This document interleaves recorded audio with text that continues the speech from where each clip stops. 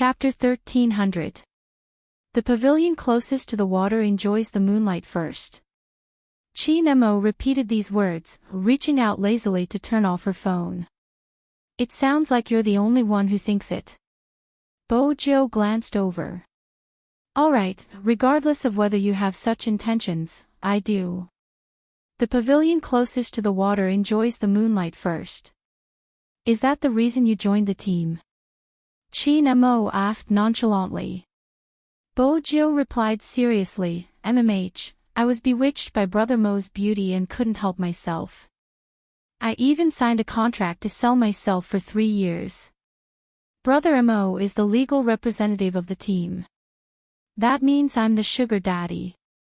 Chi-Nemo chuckled, the corners of his lips lifting as he watched the person in his arms. Bojo finally understood what it meant to say too much was bound to slip up. She started to change the topic. That's not it, I'm definitely richer than you. I entered the team to sleep with you. Oh. Was it an employee sleeping with the boss? Or was it a member sleeping with the captain? Chi-Nemo asked with a smile on his face. Bojo knew she wouldn't be able to get anything out of this conversation. Hence, she reached for her phone and prepared to play another round. The man was looking at her from behind, but his posture didn't change. He was still holding her in his arms. Why aren't you killing beasts? It hasn't refreshed yet, it's been less than 10 seconds. I forgot. It refreshed 120 seconds after the kill, it's out now. Bojo paused, glancing up. How did you know? Did he remember? Or did he remember? Is it difficult? Chi-Nemo tapped the screen. After watching you play so many rounds, it's easy to come up with a conclusion. Bojo had forgotten that even though the Almighty had lost his memory, he was still a genius, especially as a psychologist. No one could compare to him in terms of memory. How long can my blue energy last? 90. How long will the Tyrant King fall into darkness? 10 minutes after the start of the game. Bojo's eyes lit up. How long will my big move take to recover? Are you testing me? Or do you want me to get familiar with the game? Chi-Nemo looked at the person in his arms and smiled, but the warmth in his eyes dimmed. I'm not someone who likes to play games. I liked to play games in the past, but that doesn't mean I like it now. Bojo glanced up, noticing his slight impatience. She switched off her phone. I won't play if you don't like it. I thought you liked it since you were so excited about messing with me. That's because you're playing, Chi-Nemo said suddenly. Both of them were stunned. Chi-Nemo frowned. Bojo couldn't stop herself from laughing. Chi-Nemo leaned forward. Very proud. That's right. Bojo's eyes lit up. Brother Mo, does this mean that you like me a little? Chi-Nemo's voice was calm and he laughed.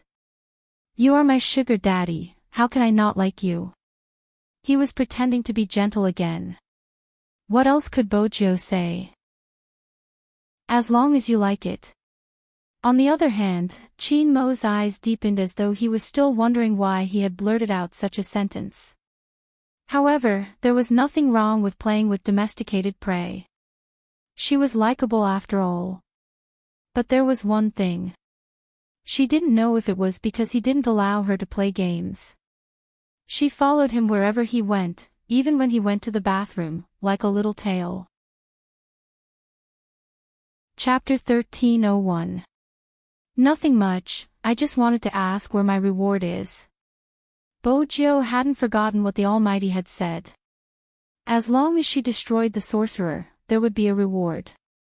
Chi-Nemo arched a brow in amusement. She had followed him all the way just for a reward. Wasn't she childish? Bojo pouted when he didn't reply. Are you trying to fool me? Close your eyes. Chi-Nemo reached out and tapped on her frown. Was she throwing a tantrum? Bojo broke into a smile and closed her eyes obediently. It wasn't easy to get a kiss these days. To match the Almighty's height, she even tiptoed. Chi Nemo watched her actions and couldn't help but smile. He placed the things in his hands into her pants pocket and said nonchalantly, "It's done." Done. Bojo opened her eyes. He hadn't even touched her. How was it done? "Aren't you going to kiss me?" Bojo asked, disappointment evident on her face. Chi Nemo asked, "What's going on in your head? Didn't I say it before?" Bojo replied innocently. Chi Nemo was reminded of the answer she had given him. 2 words, sleep with him. Was he that easy to sleep with? Chi Nemo didn't look at her face and pretended to take the thing back. "Since that's the case, you probably don't want the reward I gave you." "Who said I don't want it?" "Brother Mo, how can I take back the reward I gave you?" Bojo blocked him with one hand and pressed her other hand into her pocket. That was when she realized what it was. It was a round piece wrapped in a beautiful packaging. A chocolate-flavored milk candy.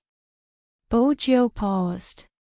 She was suddenly reminded of how he had been like this in the military. Regardless of the time, he would always have a piece of candy in his pocket. It was because she liked to eat it. Chi Nemo frowned when he saw the person in front of him not moving. What did she mean? She didn't like it. That shouldn't be possible. From his observation, this girl really liked to eat sweets, and among all the sweets, this was her favorite flavor. But why was she looking like that? Chi Nemo stuffed one hand into his pocket when he didn't see the smile or the hug he had expected. His mood didn't change, but he shouldn't have asked that question. Why? You don't like it? When she heard the familiar voice, Bojo snapped out of her reverie. She tightened her grip on the candy, her eyes turning into crescent moons. I like it a lot. Chi Nemo glanced at her. You like it very much. However, he didn't seem surprised at all. Instead, he seemed to be reminiscing about something. Chi Nemo tilted his head, his stray hair perfectly covering his eyes. As long as you like it. What this person said and what she thought were not the same. But it was normal. Usually, people would miss their lovers when they didn't lose their memories. With this in mind, Chi Nemo lifted the corners of his lips slightly. Even though he was smiling, there wasn't any warmth in it. Of course, Bojo wouldn't be able to detect his presence. He would only hold her waist in bed and harshly bully her. Only when she begged for mercy would he kiss the corner of her eyes. He would not go to the last step. Chapter 1302. The sentence had probably left a deep impression on her. The next day, when she woke up, Bojo was still by his side. Brother Mo, did you talk to me yesterday? Bojo followed him and asked, Brother Mo, did you talk to me yesterday? Talk. Chi Nemo stood by the side of the bed, buttoning his shirt casually. When he heard her words, his well-defined fingers paused in the halo. They were so white that they were almost transparent. What did you say? Bojo watched the lazy expression on his face and frowned when she heard his question. Was she muddle-headed from sleep? You said you're the one beside me now. Chi Nemo smiled. Would I say something like that? Indeed, it doesn't seem like something you would say. Other than his poisonous tongue, the Almighty didn't have any sweet nothings. Bojo stood up, stepping onto the floor barefooted. Perhaps she really was muddle-headed from sleep. Unexpectedly, the moment her feet touched the ground, he grabbed the back of her collar and threw her back onto the bed. Put on your shoes. Just like when they were young, he would always stare at her. Bojo glanced at his face. She bent down and pulled the slippers up. That should be enough. Chi Nemo couldn't be bothered with him, heading into the bathroom to wash up. Who knew that the little hooligan would follow behind? When he was squeezing the toothpaste, he didn't even know to roll up his sleeves, wasting his smart face. Bojo noticed the Almighty's gaze and replied calmly, "Brother Mo, the team will be here today, they are all your brothers." Chin Mo squeezed the toothpaste lazily, replying softly, "MMH, let's have a gathering then," Bojo said, reaching for the basin. But Chin Mo was one step ahead, grabbing her hand. His toothbrush was still in his mouth, his expression indifferent. He tilted his head slightly, his fingers rolling up her sleeves. Bojo watched the face under the glow. It was handsome and familiar, perhaps, there wasn't any difference. "If you look at me again and recall the past, I'm going to get angry." Bojo couldn't tell if he was joking or sincere. All she knew was that he reached out, pressing the back of her neck towards him, his voice slow.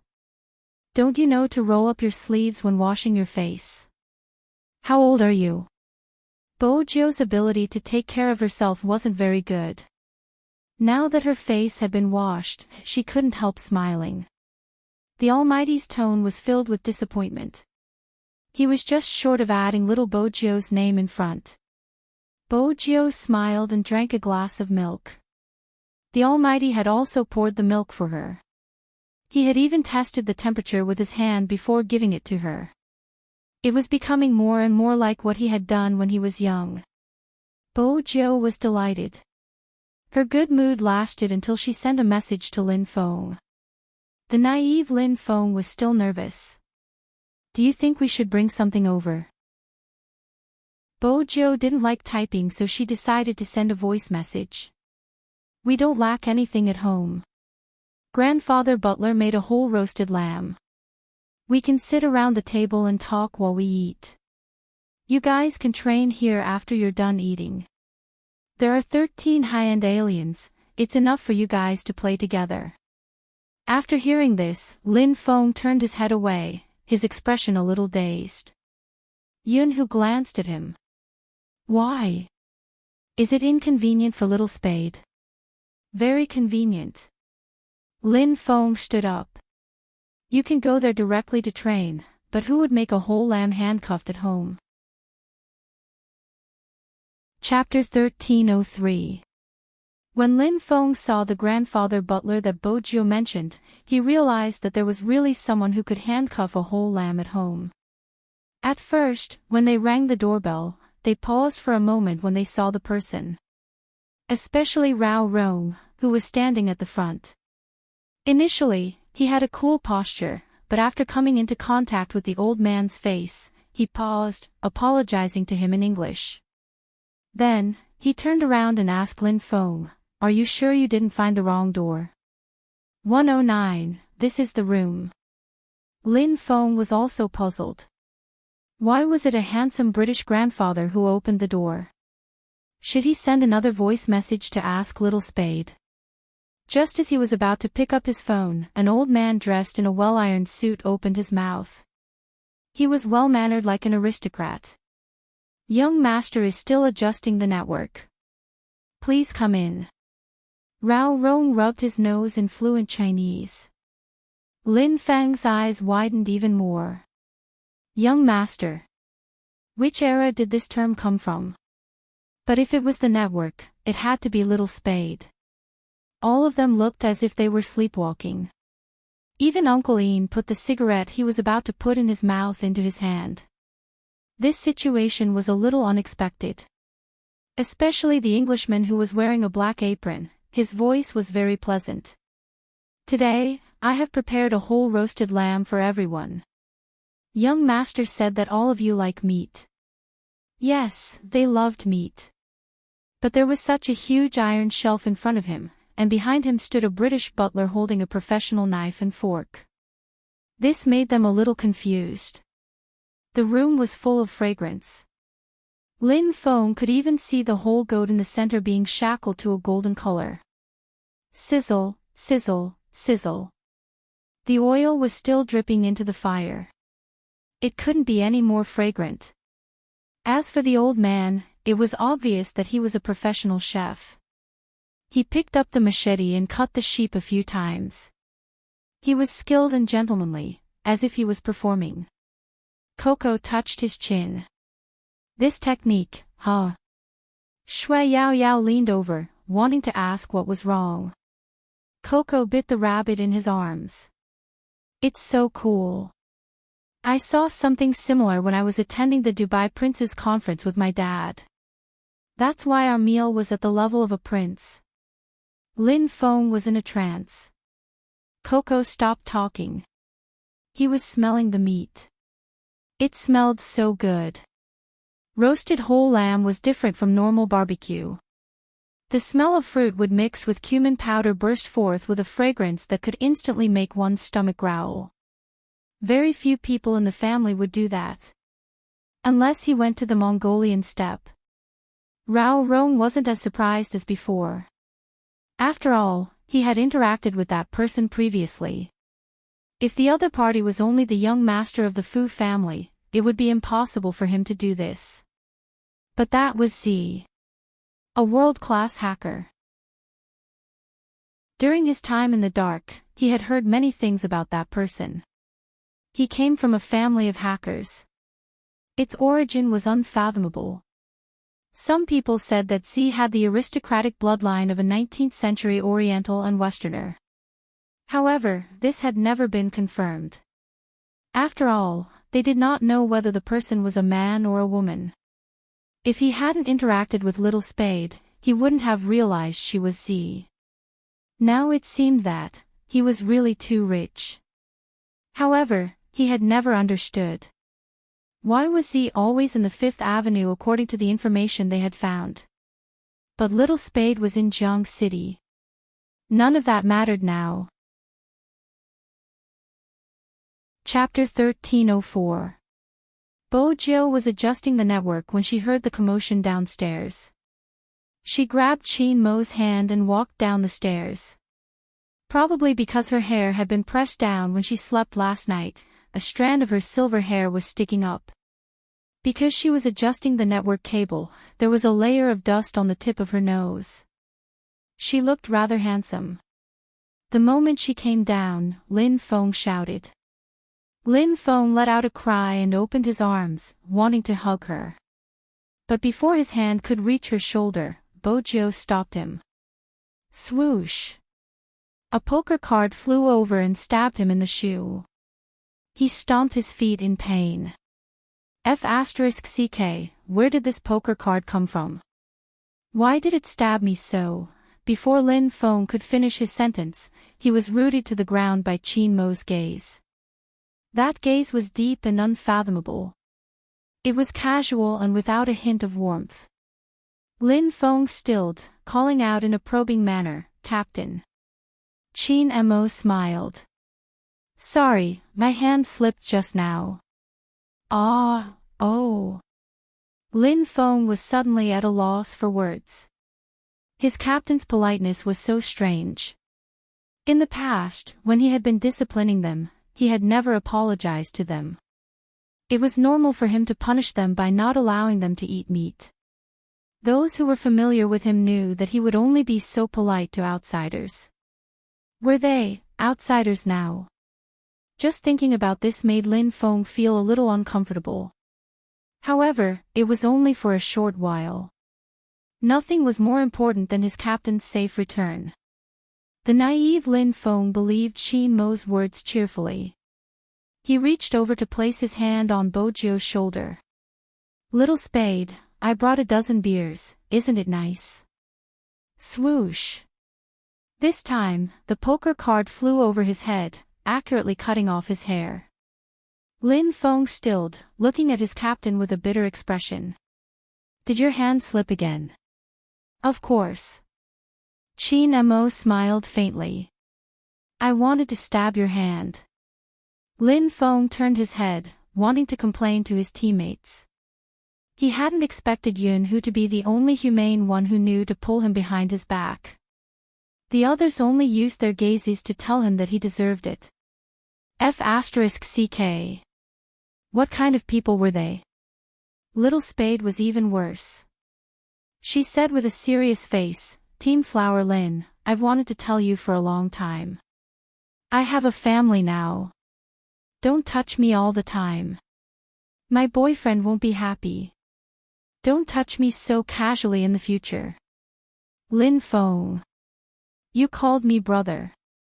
When we were drinking ergotu, you put your arm around my shoulder and said that I was a submissive with no threat. I didn't expect you to be such a little spade. With this commotion, the group of people seemed to be the same as before. Uncle Ian was chuckling with a cigarette in his mouth, Coco and Feng Shang were whispering into each other's ears, while Rao Rong and Lin Chintao were adding the finishing touches. They didn't seem uncomfortable at all.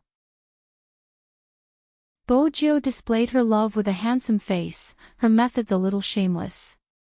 Chi Nemo sat beside her lazily, his arm resting on the back of the chair.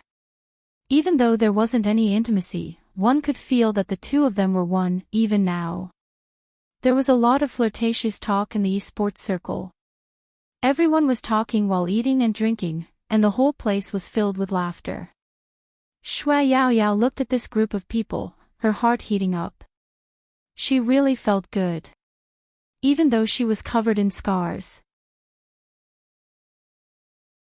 Chapter 1305. As a qualified butler, of course, the old man sensed the change in Shui Yaoyao's mood. He very considerately passed the napkin over and pushed the dessert forward. He said in a low voice, "This is young master's favorite. Paired with lemon tea, it will improve a lady's mood."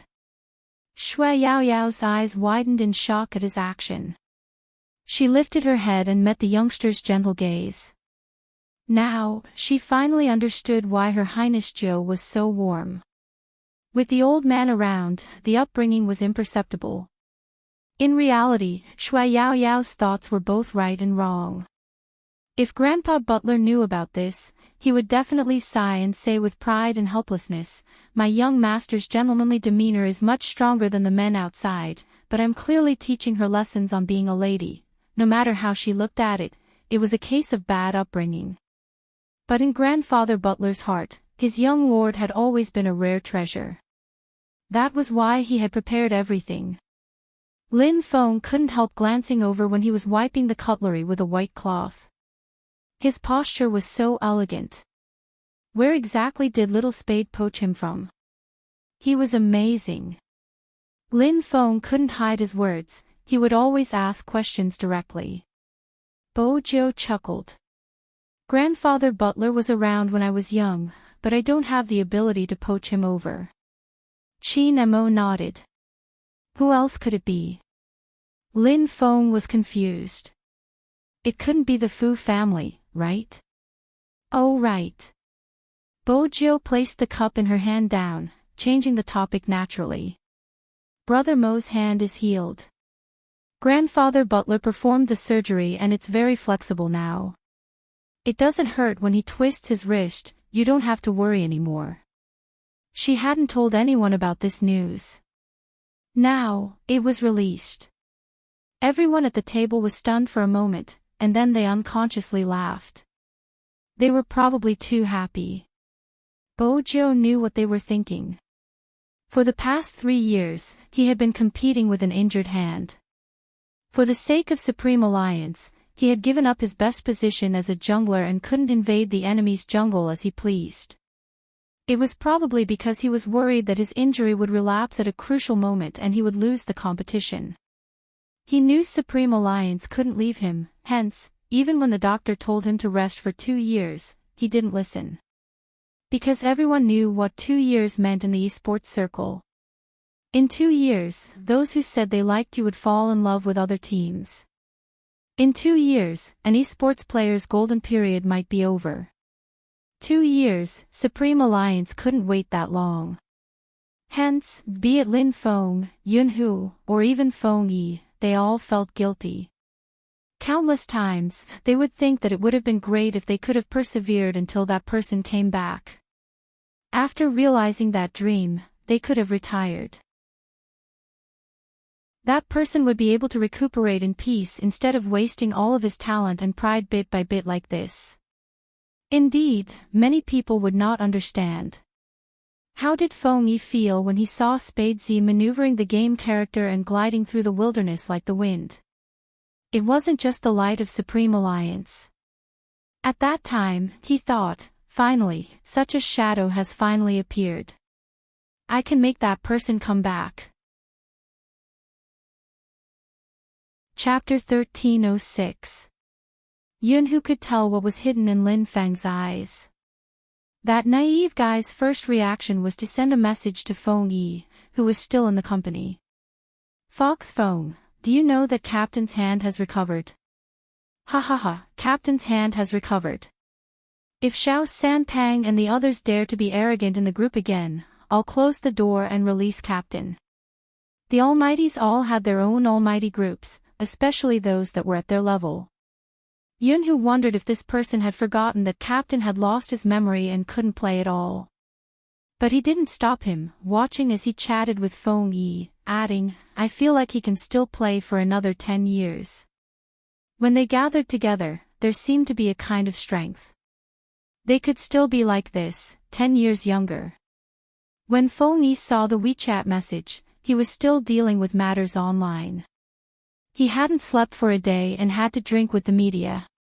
His suit jacket hung on his arm, the fatigue of the business world.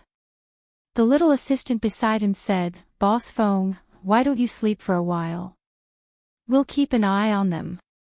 He held onto his phone and suddenly broke into a smile. She didn't know what he saw. He placed his hand on his neck and pressed it, returning to his smiling fox self. I'll keep an eye on them. Go get some coffee and reward everyone for their hard work before the Asian Cup.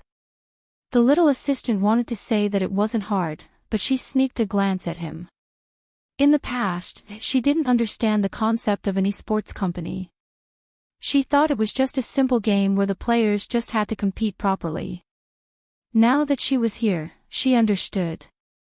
A good team. They didn't just need players to rush forward, they also needed someone to support them from the back. He had to think of everything and take precautions. If he couldn't think of anything, he had to deal with it immediately. Because this was related to the internet, the information spread quickly. It was fine if there was a small conflict, but what he was most afraid of was people distorting the truth. For example, now. The person who claimed to be a fan of the team was obstructing the team with every sentence. It was obvious that she didn't want Spade Z to return. Once the public relations department was in charge, she would say that she was disappointed in the team, that her feelings were wasted and that they were all fed to the dogs. If you responded to these things, it would be the team being unreasonable. Feng Yi usually saw such things. He would sit in front of the computer and smoke occasionally. He would control it for a while before returning to the matter at hand. This was the only way Spade Z could come back. Probably because of the good news, the atmosphere at the dining table was good until Rao Rong stood up, looking towards Qin Mo, since your hand is healed, let's have a match.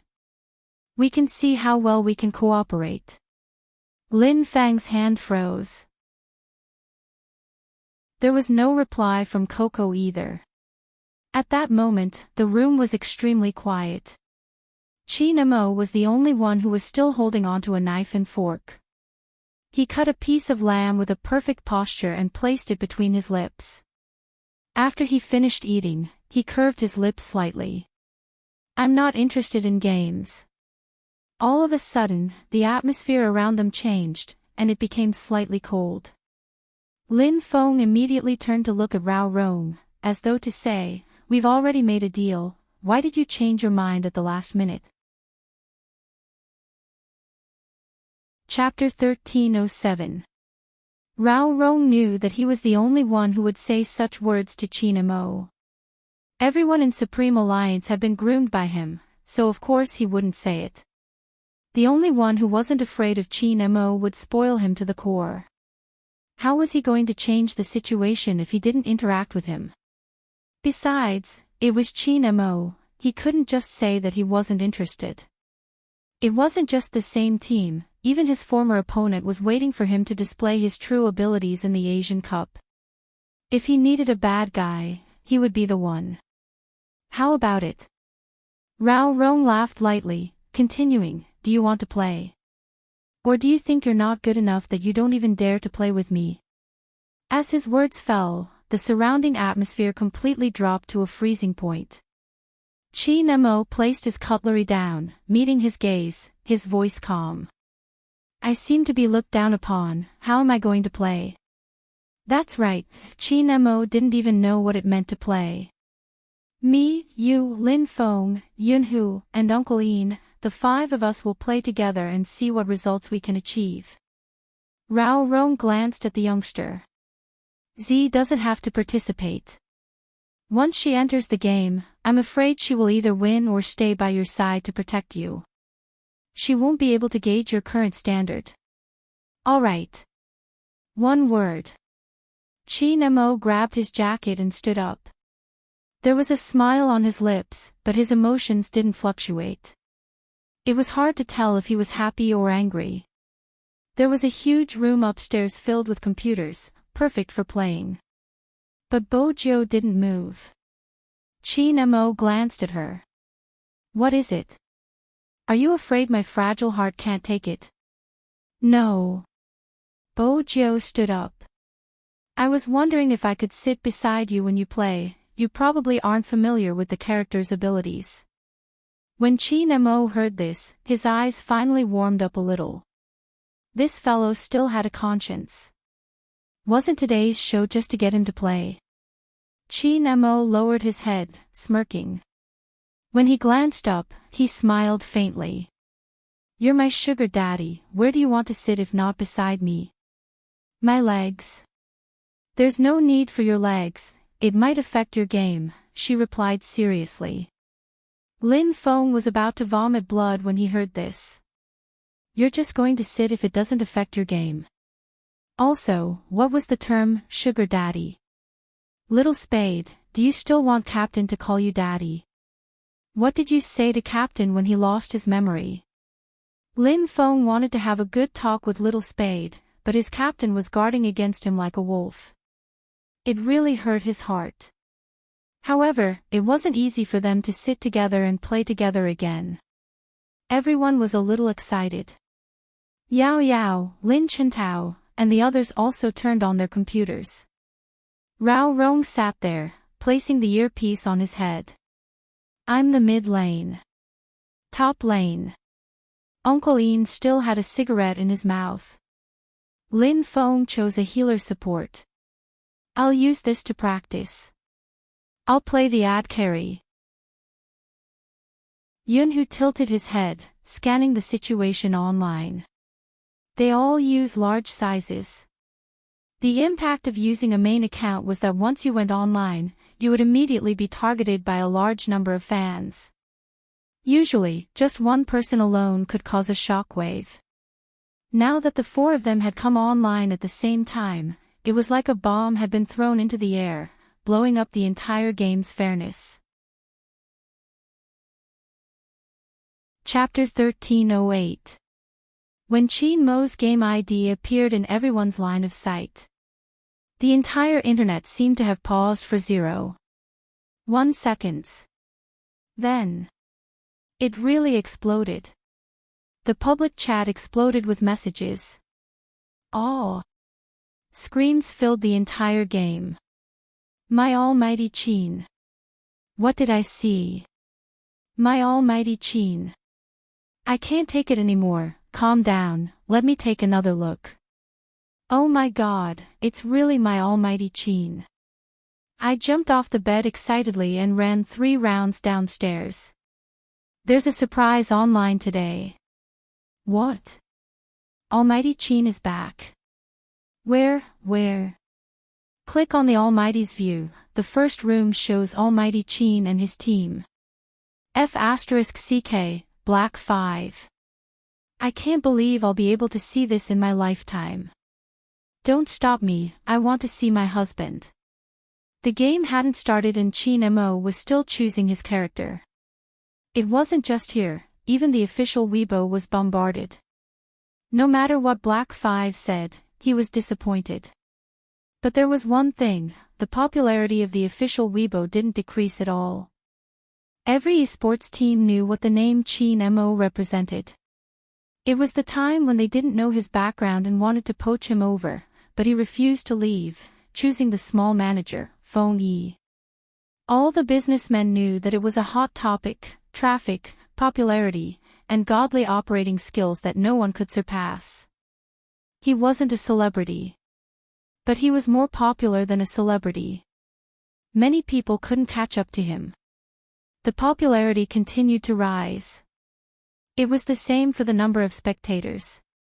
Why hasn't Almighty Qin chosen his character? The jungler's position is empty, Almighty Qin will definitely do it. I have a feeling that I'll be crying because of my husband's cool maneuvering. But this time, Qin Mo took way too long to choose his character. Lin Feng tilted his head and glanced over. His captain held the mouse in one hand and asked the youngster beside him casually, "Which character did you choose previously? Do you want to use the one I used?" Bo Jiu chuckled. She turned her body and held onto the mouse through his hand. Her breath was seductive. This is the most handsome assassin and hero. He's dressed in white and has a long sword in his hand. His movements are graceful, and when he's powerful, he can turn the whole place upside down. Many girls like him, and they call him hubby or little brother in private. You like it too? Qin Mo clicked confirm while asking a certain someone absent-mindedly. What's there to like about a fake character?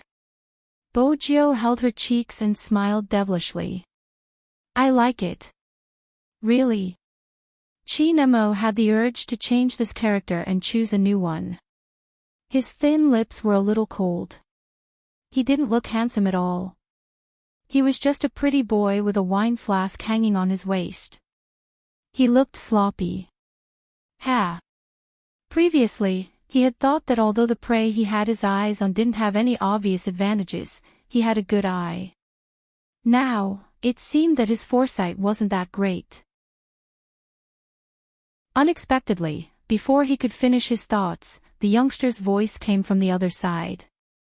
The youngster's voice came from the other side of the phone again. Her breath was very close to him, as if she was speaking beside his ear. It was hot and ticklish. Brother Mo, you're the best at playing him. Honestly, in the entire game, he's the only one who looks especially handsome when you're playing him. Chapter 1309. Bo Jiu ignored Lin Feng's resentful gaze and focused on the screen. The game had begun.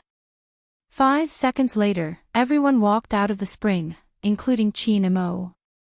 Since they were all using their main accounts in the arena, according to the rules of the game, the opponents were all high-level players. This meant that even though they weren't professional players, their maneuvers were at the standard of an almighty. Being able to reach the same level as Lin Feng and the others meant that they were really good. However, the opponents hadn't expected to be matched with the professional Black Five. At the start, they hadn't noticed the nicknames. After all, there was only one principle when they played. Regardless of who they were facing, the most important thing was to raise their stars. Hence, when they entered the game and saw the number of spectators, they paused. F***CK, it can't be. Quan, did you start a live stream? No, I didn't invite you guys to live stream. Then why? Maybe it's because of the opponents. Opponents? Look at their ID. Supreme Alliance's group. I'm going crazy. What are you going crazy for? Didn't you see the comments online? Qin Mo probably won't be able to participate in the Asian Cup with that hand of his. He probably isn't in a good condition, that's why he hasn't appeared for such a long time. He's such a good team, but he didn't follow the wishes of his fans.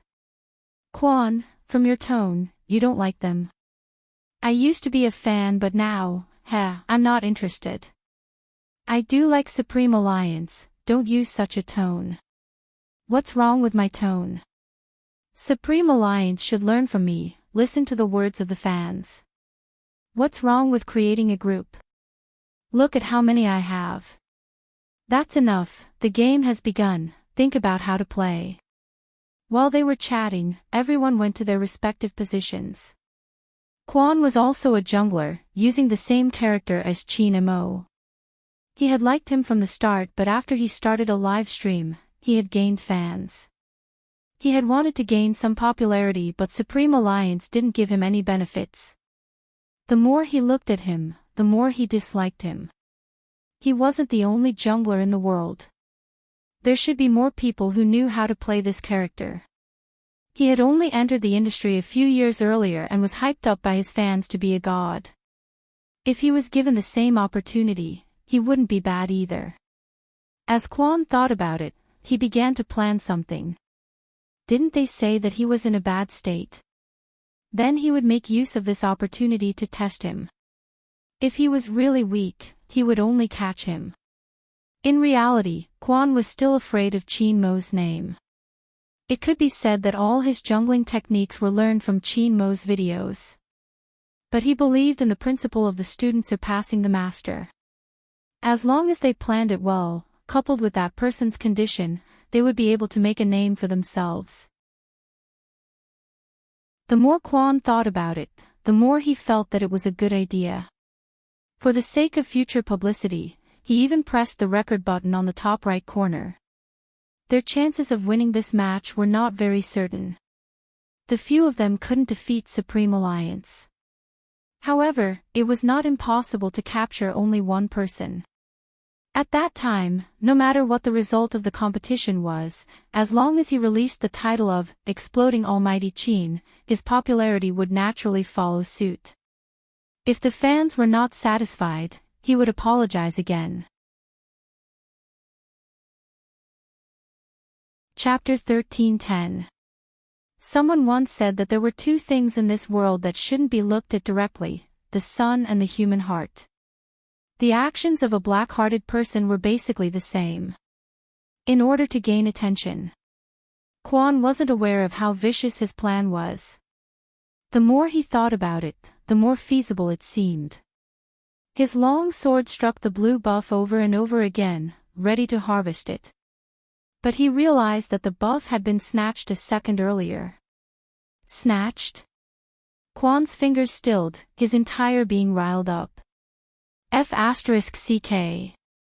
His teammates hadn't been aware of the situation.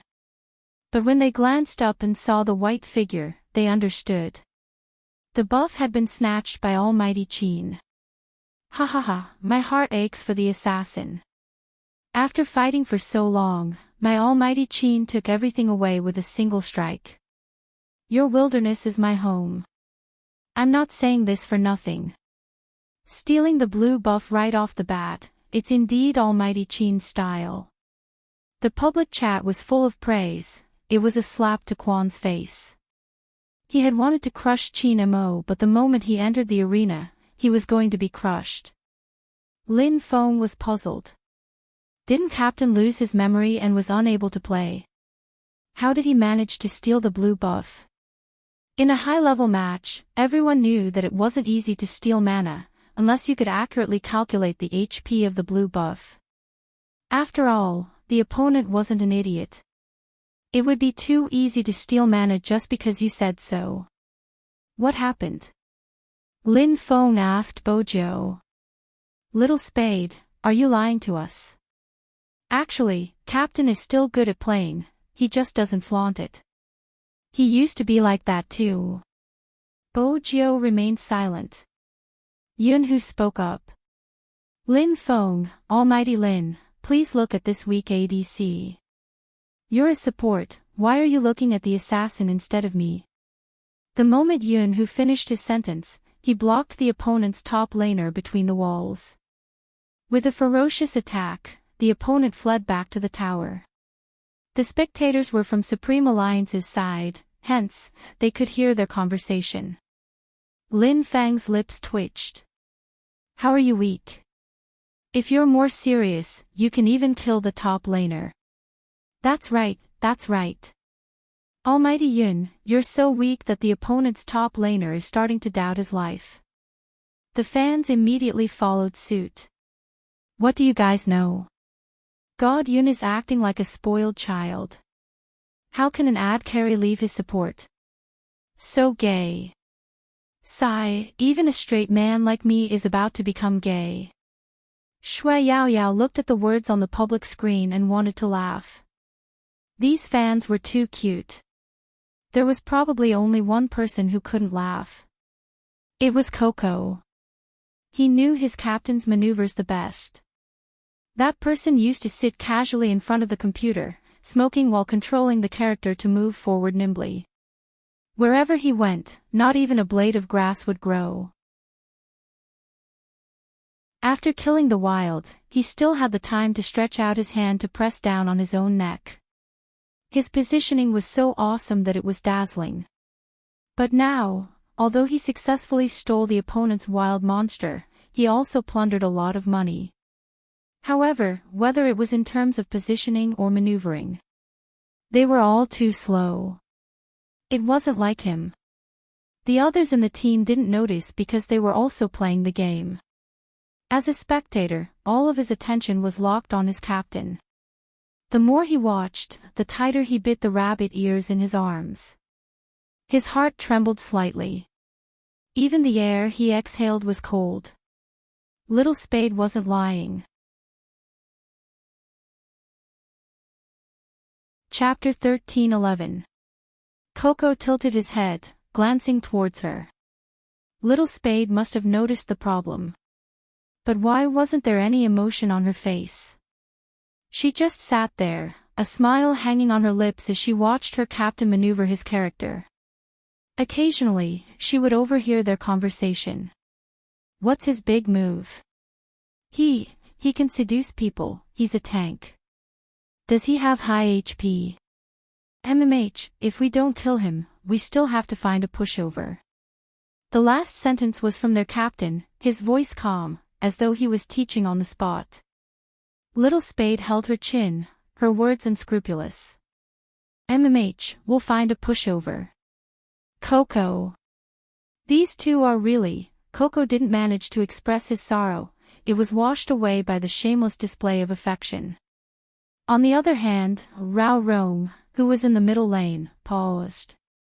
He switched to the small map and zoomed in, taking in the entire wilderness. Because he had to face an enemy, he didn't take a closer look at Qin Mo's movements. But one thing was obvious, Qin Mo's farming speed, it was so slow that Rao Rome's fingers paused. Any assassin in their profession would have cleared all the beasts in their own wilderness by now. Not to mention Qin Mo, who was faster than everyone else in terms of farming speed. It wasn't just because of his positioning, but also because he was clear about the intervals between the appearance of the beasts and the recovery time of his skills. In the entire circle, he was the only one who could use them flexibly. The title of MVP wasn't just for show.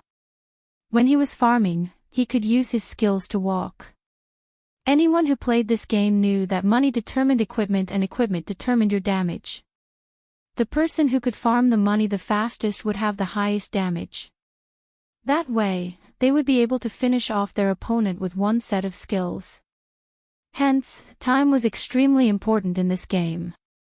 Right now, even though Qin Mo's farming speed was faster than the average player, at his current level, he wasn't even a tenth of his usual skills.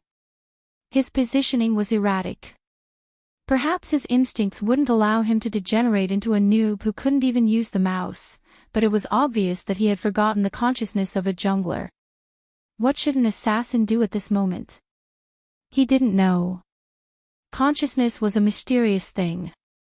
Everyone's jungling style was different. Little Spade was also a jungler. Both of them were very skilled, leaving nothing behind wherever they went. But the feeling they gave off was different. There was a saying that an assassin did not fight to see who was more reckless, but to see who was more conscious. If one's awareness was good, even if the overall situation was against them, one could rely on commanding the battle and the assassin to lead the tempo to victory. If one's awareness wasn't good, not only would he fail to kill his opponent, he would also be suppressed and beaten. Especially in a high-end game like this. The moment Rao Rong had this thought, a figure appeared at the river in the jungle. It was the enemy's assassin. His fingers paused. He had wanted to immediately go over to help. A good mid laner would be able to coordinate with the mid laner. Not to mention Rao Rong, who had the nickname of Team Control. However, he seemed to have thought of something. He didn't move. Instead, he stood there and looked in the direction of the person in white. A faint light flashed in his eyes. Qin Mo, let me see if you still know what you have to do as an assassin in the wilderness. Chapter 13:12. For an assassin, the most important thing was to avoid danger, stand at the starting point, and counterattack. That was once your forte. How much do you remember now? Rao Rong glanced up, his eyes glistening. It was time to stop running. On the other side, Qin Mo was still fighting the wild beasts. All of a sudden, his fingers paused. He seemed to have an innate sensitivity towards danger. He controlled his character and moved towards the bushes below. On the other side of the screen, Quan sneered. Trying to escape. With that, he pressed the button to attack, using a skill to invade. She wanted to hit Qin Mo directly. When the people saw the recording, they would be able to tell whose technique was better. Unexpectedly, that person's body moved to the side, and he actually managed to evade his sword. Quan's face heated up, as though he had been punched. But it didn't matter, he wasn't the only one here. Quan turned on the voice message. Kill him. Swoosh. Another person's figure appeared as well. Unexpectedly, after Qin Mo blocked Rao Rong's attack, he shifted, his long sword by his side, temporarily leaving the enemy's line of sight. Even the second person that charged over wasn't able to catch him. But this time, it wasn't to snatch the beasts. He was killing. Because the third person had appeared. The control sorcerer. With a turn of his body, he stunned the hero that Qin Mo was controlling. This was the first time Qin Mo saw this character, hence, he wasn't sure of its attributes. He had assumed he could use the skill to shift back, but the opponent's control was marked, leaving him no room to dodge. Quan saw that Qin Mo was frozen, his smile widening. He repeated, kill him. The tank followed up with a beheading skill. In an instant, Qin Mo's HP was low. He tilted, about to enter the defense tower. Quan chased after him, using a big move to take him away. But at that moment, Qin Mo turned around and raised his long sword. With 3 swishing sounds, the silver light fell. Hound, who was at full health, lost half of it. Quan retracted his hand in shock. Qin Mo hadn't escaped. But he wouldn't be able to live either. That person had set up an electric formation for him before he died. Quan shrieked in fear. Save me. The support at the side quickly cast a heal, taking advantage of his last breath to heal him. That was how he managed to escape death. There weren't 3 of them, there were 4. 4 of them to capture a jungler? Did they not care about anything else? What kind of strategy was this? Soon, Quan gave his answer. Afraid that no one could hear him, he typed a string of words on the public chat. Almighty Qin. Almighty. Almighty Qin, if you're old, you should retire early. Don't always use your hand injury as an excuse. If you can't even beat me, why are you participating in the Asian Cup? If I were you, I would give the newbies a chance so that they won't be able to perform well and affect their reputation. You might even drag the Supreme Alliance down with you. Let me make this clear, I don't mean to insult you.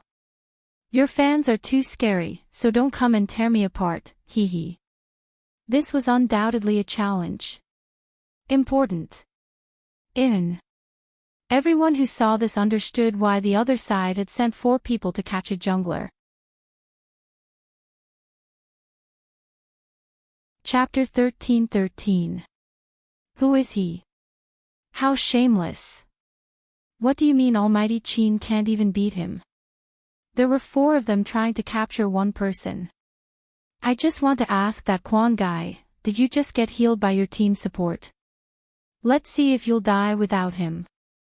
F***ck, my temper is so bad. I can't take it anymore. How could someone say such a thing? There's no need to continue watching, the game is about to end. Supreme Alliance is going to win. Indeed, it was about to end. The other side didn't care about anything. Before Lin Feng and Yun Hu knew what was happening, they had already attacked the other side's base. The next moment, they saw the words on the public screen. Lin Feng clicked on the mouse, preparing to run back. But before he could reach, Rao Rong turned.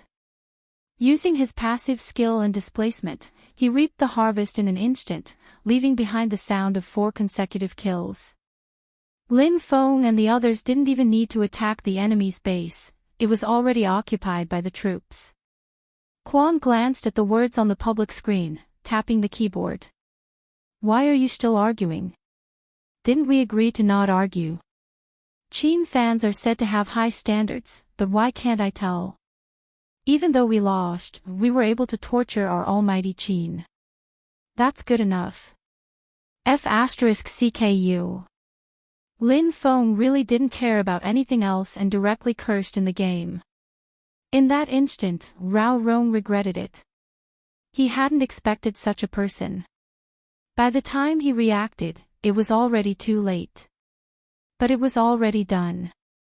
Bojo knew Rao Rong's method wasn't wrong. The Almighty's maneuvers were much better than when he had watched her play yesterday. But there wasn't enough time. He hadn't even understood some of the opponent's skills. There were 4 of them and every move was targeted at him. If it was the old him, Bojo shifted her gaze, landing on his handsome side profile. This was the first time she felt her throat tighten. It was so tight that it felt as though something was about to spill out. The atmosphere in the computer room was at its lowest point. Qin Mo waved his hand, seemingly emotionless. He glanced down at the mouse he had been holding before glancing up at the character lying in the game. There was a moment of pause. The indignation in his heart was too familiar. It was so familiar, as though he had experienced it before. Lin Feng couldn't suppress his anger at all. Everyone knew that this wasn't the time to curse. Once a public figure cursed, there would be a lot of negative news. Even if you didn't do anything wrong. Some passers-by would also wonder why he had such an image. Not to mention those who didn't like him in the first place. They would seize this opportunity to add fuel to the fire. Quan was such a person. The moment he heard Lin Feng curse, he exclaimed, "That's scary, why are the Almighties of Supreme Alliance cursing?" Enough. It was his teammates who stopped him. After all, it was not right to speak like this. Quan didn't think that he had done anything wrong. After all, he was already dead, and the crystal base was almost gone. He seized the time to say one last sentence.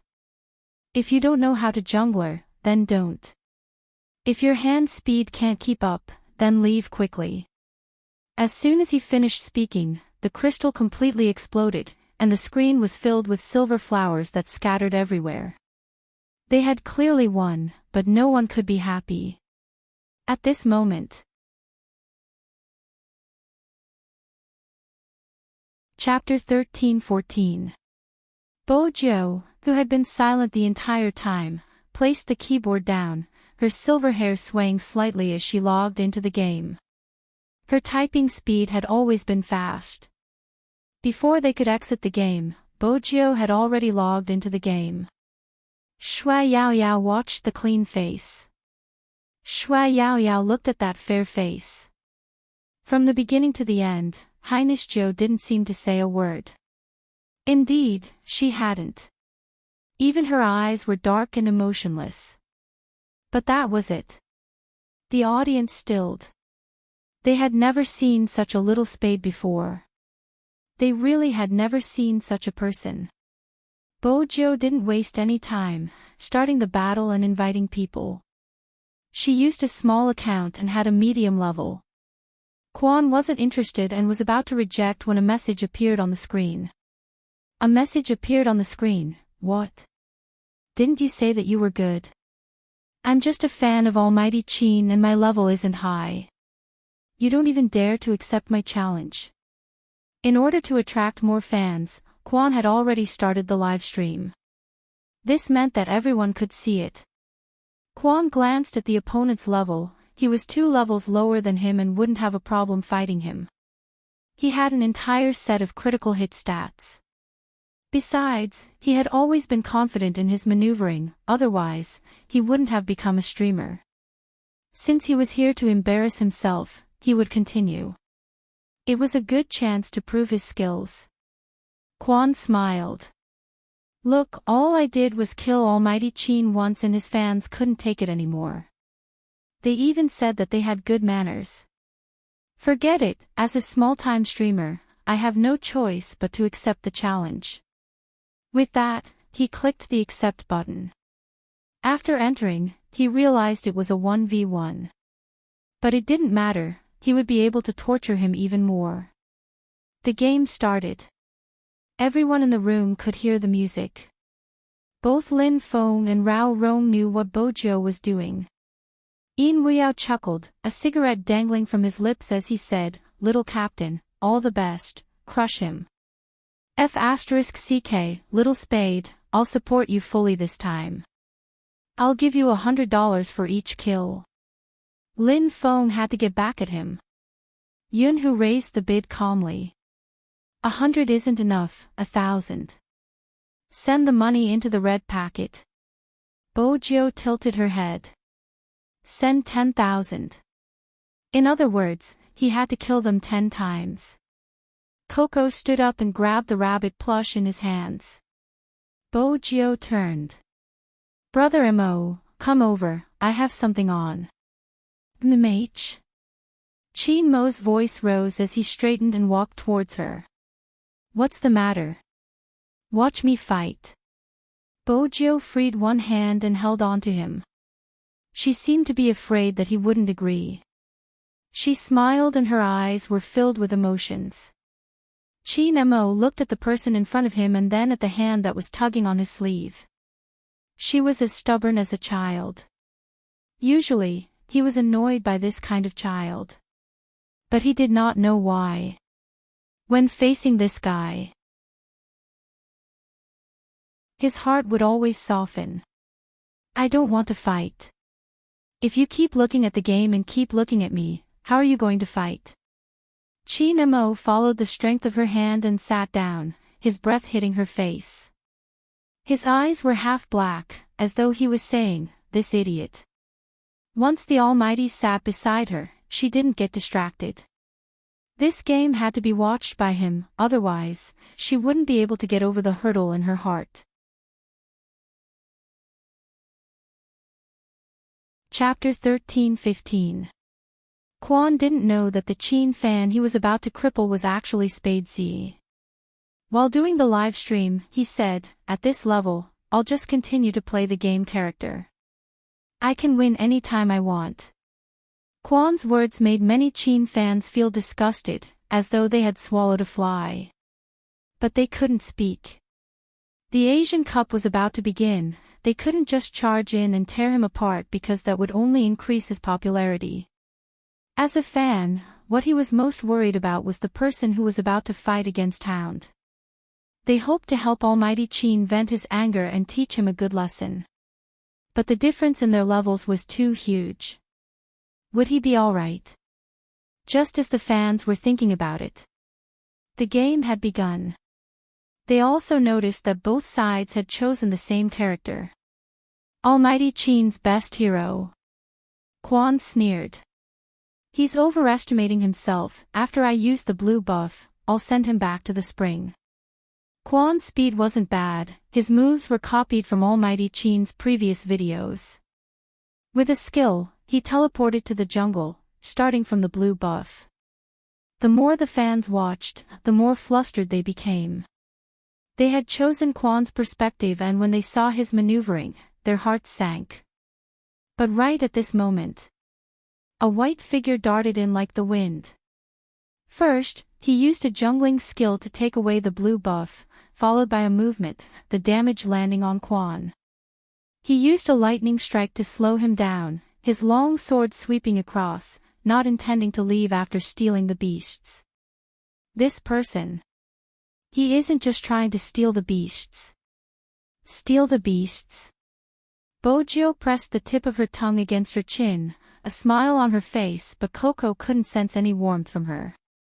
Her right hand held onto the mouse, her left hand moving so quickly that it was hard to see. On the screen, the figure in the white robe didn't retreat when he encountered the defense tower.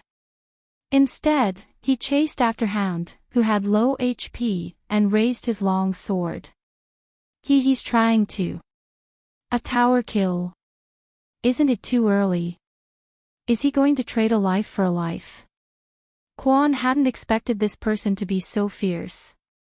He turned around and cast a movement speed debuff on his opponent, intending to use a sliver of his HP to counterattack. However, that person seemed to have predicted his movements in advance. With a nimble curve, he dodged his attack and entered his body like the wind. KO. 1. Blood. Listening to the exciting sound effects, the fans watching the live broadcast all widened their eyes. Quan was so angry that he blurted out, "You can't escape either." One must know that the attack power of the defense tower was also very strong. But who knew?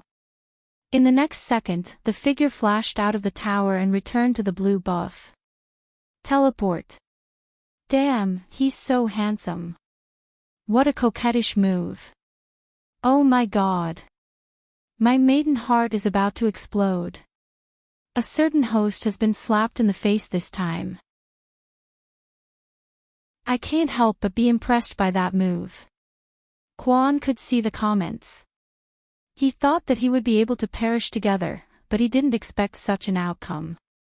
If he couldn't even beat Chin Mo's fans, how was he going to explain himself? No, he had to think of a way. I was smoking just now. I never expected Almighty Chin's fans to be so good at sneak attacks. I have to fight properly. Quan acted as though nothing had happened, continuing to operate his character. He could see the small map of the game. In his opinion, this fan was too arrogant. He didn't leave after killing him and was still clearing the beasts in his jungle. He hadn't put up any defenses, which was why he had succeeded. This time, he only had half his HP left. He must have absorbed all his HP from the beasts, damn it. But it didn't matter. Soon, he would make him regret his actions. Quan raised his sword and headed for the figure. The fans couldn't help but shout, "Danger!" The figure, who was still killing the beasts, didn't seem to notice them as he continued to slash the beasts with his sword. Once, twice, thrice. Everyone's hearts were in their throats. They couldn't even bear to see the figure being killed. But in the next second, the entire live stream room seemed to have frozen.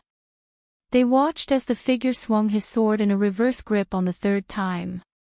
Swoosh, swoosh, swoosh. With 3 swishing sounds, the screen was filled with silver flowers. Quan's pupils constricted and he wanted to retreat. He hadn't expected the other party to be so fast. His finances were double his. His first move was a big move. No, I can't fight. That was what Quan was thinking. However, this game wasn't something he could stop just because he said so. He allowed him to use teleportation to return to his original position. The figure seemed to have predicted where he would land, turning around with the mouse. With a sweep of his sword, he set up an electric formation. The Quan that was caught threw the mouse to the ground. He couldn't avoid it, he couldn't avoid it at all. This person was like a ghost. What the hell? The music blared once more. Anyone who knew how to play would know that it was hard for an assassin to remember after being caught twice. Quan's eyes dimmed and he was about to speak. However, the person in front of him was one step ahead, typing. This is my almighty Qin's maneuvers. Of course, I'm still lacking compared to him. But, Mr. Quan, compared to you who only imitated a tenth of it, Daddy is fully qualified to send you back to the spring. His words were so domineering that the entire computer room was cheering. Lin Feng was the most agitated, waving his hands. Little spade. Hammer. Hammer with all your might. Smash that bastard. Senior Lin, Team Flower Lin. Bo Jiu tilted her head. Lin Feng didn't care about the name anymore. Why? Continue hammering. Move aside, you're blocking my boyfriend's view. I'm taking revenge for him. Bo Jiu's voice was calm as she typed, her fingers long and beautiful. Lin Feng, that's right, move aside. Don't block Captain. Coco inched forward, trying to leave a good impression in front of his captain. This person isn't sensible. Chi Nemo paused for a moment, his thin lips lifting as he nodded. Coco was moved. Was Captain responding to him? Sob sob sob, it wasn't easy. Lin Feng. F***CK. He couldn't stay in this team anymore. No one bothered about him except for Yun who pulled him over. The others were still focused on the screen. As a live streamer, it was impossible for Quan not to react. Who are you calling an imposter? You just killed him twice and you're making things up. Everyone is playing the same hero and has the same skills, why would I need to imitate anyone? Bo Jiu didn't forget to reply. Whether it's an imposter or not, everyone can tell from his attire. Don't you have any idea? Also, you said I only killed you twice. Hee hee. Chapter 13:16. The entire live stream room could see the message. Of course, they found him handsome. But at the same time, most of them noticed Quan's actions. This Quan was purposely conversing with the other party to distract the other party's attention. Now that Quan wasn't speaking, he had made use of the time he was busy typing to sneak over from the other side of the river, hiding in the bushes. Quan's smile was sinister. I'll kill you every time I go out. I'll let everyone see how I'm going to slap your face. Quan wasn't in a hurry, he was just making sure.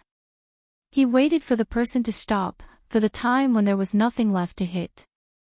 Swoosh, swoosh, swoosh, swoosh. He hit the soldier 3 times, and then suddenly rushed up. He wasn't slow. A big move landed on Bo Jiu. In the blink of an eye, Bo Jiu was left with less than a third of her HP. F***CK, isn't he shameless? Lin Feng was an experienced gamer, with just one look, he could tell what he was up to. Little Spade had just finished typing and he was already charging forward. It was obviously a dirty move. Everyone assumed the person was going to die. They couldn't see the youngster in front of the computer moving her right hand swiftly, back and forth, drawing a letter on the mouse pad. C. But it was precisely this kind of movement that allowed her in-game character to perfectly evade all of the opponent's attacks. Quan was taken aback by the back-and-forth movement. He had wanted to predict his opponent's movements, but now, he couldn't. Unexpectedly, the person seemed to be escaping. Escaping? That would be easy. Quan chuckled as he charged forward once more, about to catch up. Unexpectedly, the person dodged to the left, entering the defense tower. He was already at a sliver of HP. How could Quan allow him to escape? He had to take this HP. What he didn't expect was that the moment he entered the pagoda, the figure raised his sword, turned around, and enlarged himself. F***CK. That was Quan's first reaction. He dragged the mouse and retreated hurriedly. He had expected to reach the end. But, the defense tower. He still had to endure the damage from the defense tower. He could escape, he would definitely be able to escape. He had been so focused on escaping that he had forgotten about his movement skill. The defense tower and the little soldier's damage reached its target. Quan fell to the ground. The game music played once more. KO. The third time. This was already the third time. The fans watching the live broadcast were so excited that they wished they could run a few laps. But do you think this is the end? No. Because the silver-haired youth sitting in front of the computer leisurely typed a line of words. Do you find this scene very familiar? Familiar. How is he familiar? The fans were confused. But this didn't stop the smart ones from immediately grasping the main point of this sentence. Go. It was the same scene when he fought with Almighty Qin.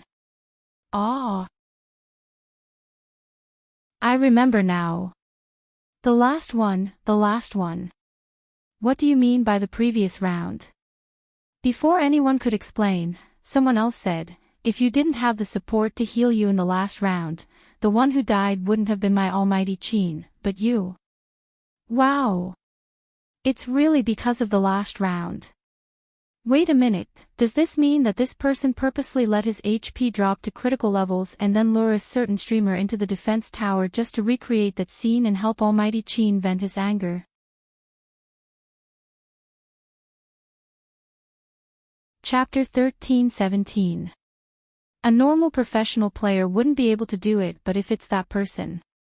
It's possible. Fans who often watched the league knew who that person was talking about. Among the junglers on the national server, other than Almighty Qin, there was only one person who could achieve such an effect. The FC King of Zone C, Spade Z. Although that person hadn't appeared for a long time. But the players still remembered the first time they saw that person. That was how she was, using a lower-level account to kill a higher-level opponent. Every round, she would bring the team to victory. Even now, it was still the same. Cough, what should we do? The CP fans are imagining things again. This isn't about the CP fans, right? This is obviously the girlfriend taking revenge for her boyfriend. I'm guessing someone is definitely trying to make Almighty Qin happy. Look up at the sky, this display of affection is really admirable. Wait a minute, look at that person's ID, little sweetheart Qin is mine. I seem to have found out about a huge secret. My boyfriend saw you acting coquettishly just now and he's beside me now. He's jealous and I have to think of a way to make him happy. So Almighty Qin is sitting beside someone. The above commenter is the truth. As a boyfriend, he doesn't waste any words, he's going to catch him in the jungle. At this moment, Bojio saw the conversation on the public chat. Her fingers paused and she turned towards the Almighty seriously. Brother Mo, the whole world knows that I like you. When he raised his hand, he was still smiling. His hand landed on the youngster's furry head, feeling the warmth of his palm. He actually felt happy. Bojio took the chance to flirt. Look, I told you I wasn't lying to you, yet you're always on guard against me. In the past, you always wanted to marry me, when are you going to fulfill that promise? Don't keep dragging me, don't you know that chasing a girl can't be dragged out? Lin Feng and Coco were the closest to the two of them. When they heard the young man's casual words, their eyes widened like lanterns hanging outside. They looked at each other, their expressions and actions expressing the same meaning. *CK, Little Spade really did everything to get Captain's love. How could he say such shameless words? Lin Feng was the first to react. He turned to Bojio and cupped his fists. He was impressed. Bojio waved her hand calmly, smiling mischievously as a reply. It wasn't a big deal. I really can't compare. I can't compare. Lin Feng clutched his chest as if he had suffered a heavy blow. I finally know why I haven't been able to find a girlfriend for so many years. It's all because I'm too thin-skinned. I can't even compare to a girl. As he said this, someone responded to him. You still want to find a girlfriend? It was Yun-hoo. He looked at him, a hint of coldness in his ink-black eyes. Lin Feng felt his scalp go numb from being stared at. He coughed lightly and said casually, I'm just giving an example.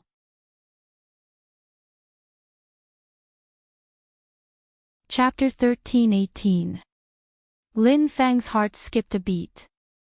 Then he seemed to have recalled something, his fingers turning cold and flustered. He shifted his gaze.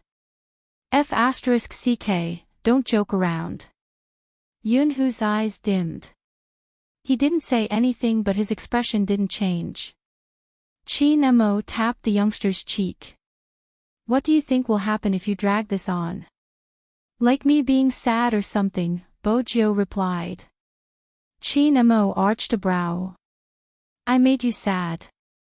Bo-jio took a moment, feeling troubled. She hadn't. But before she could reply, the Almighty added. The Almighty added, even if you're sad, I can comfort you. Mmh. Bo-jio heard it. Even though it was faint and slightly arrogant, she wanted to hear it again. The Almighty was comforting her. Qin Mo watched his clear eyes. Just as he was about to speak, a cold sneer came from the live stream. I was wondering who it was. So it's that androgynous person who disguised himself as a man in order to attract fans. Now, he's here to cause trouble for me. What's the point? No one wants to see you in the competition. Supreme Alliance too, they have so many almighties but instead, they have a troublemaker by their side. Pft, the pft caused Qin Mo's gaze to turn cold. Lin Feng was the first to react. F***ck, this person is asking for a beating. This time, Bo-jio remained silent. Qin Mo tilted, his right hand reaching over to snatch the keyboard in front of her. Brother Mo. Bo-jio tilted her head. That person's slender and good-looking fingers typed a string of words on the screen. Now let this boyfriend of mine fight you. You shouldn't be afraid. After all, you just killed me last time. That sentence caused a commotion in the live stream room. Boyfriend of this account. Boyfriend of this account. Almighty Qin. Ah, my almighty Qin. What's going on?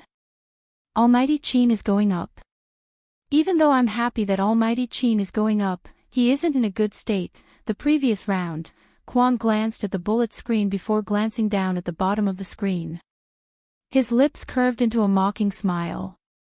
Against the FC King, he might be caught and beaten up. But against Qin Mo, who wasn't in the same state as before, he was very confident.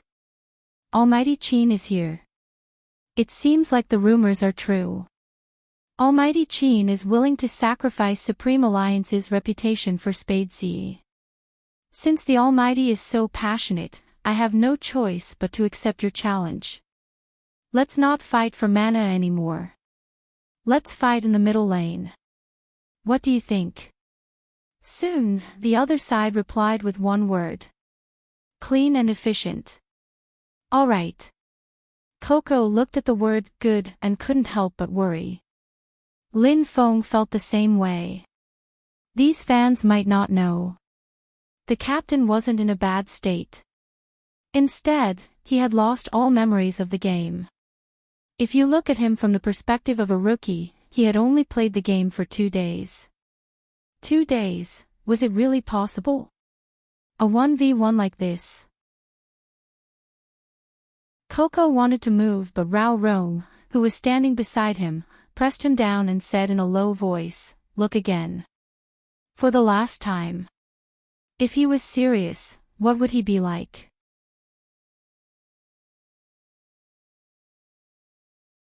Chapter 13:19.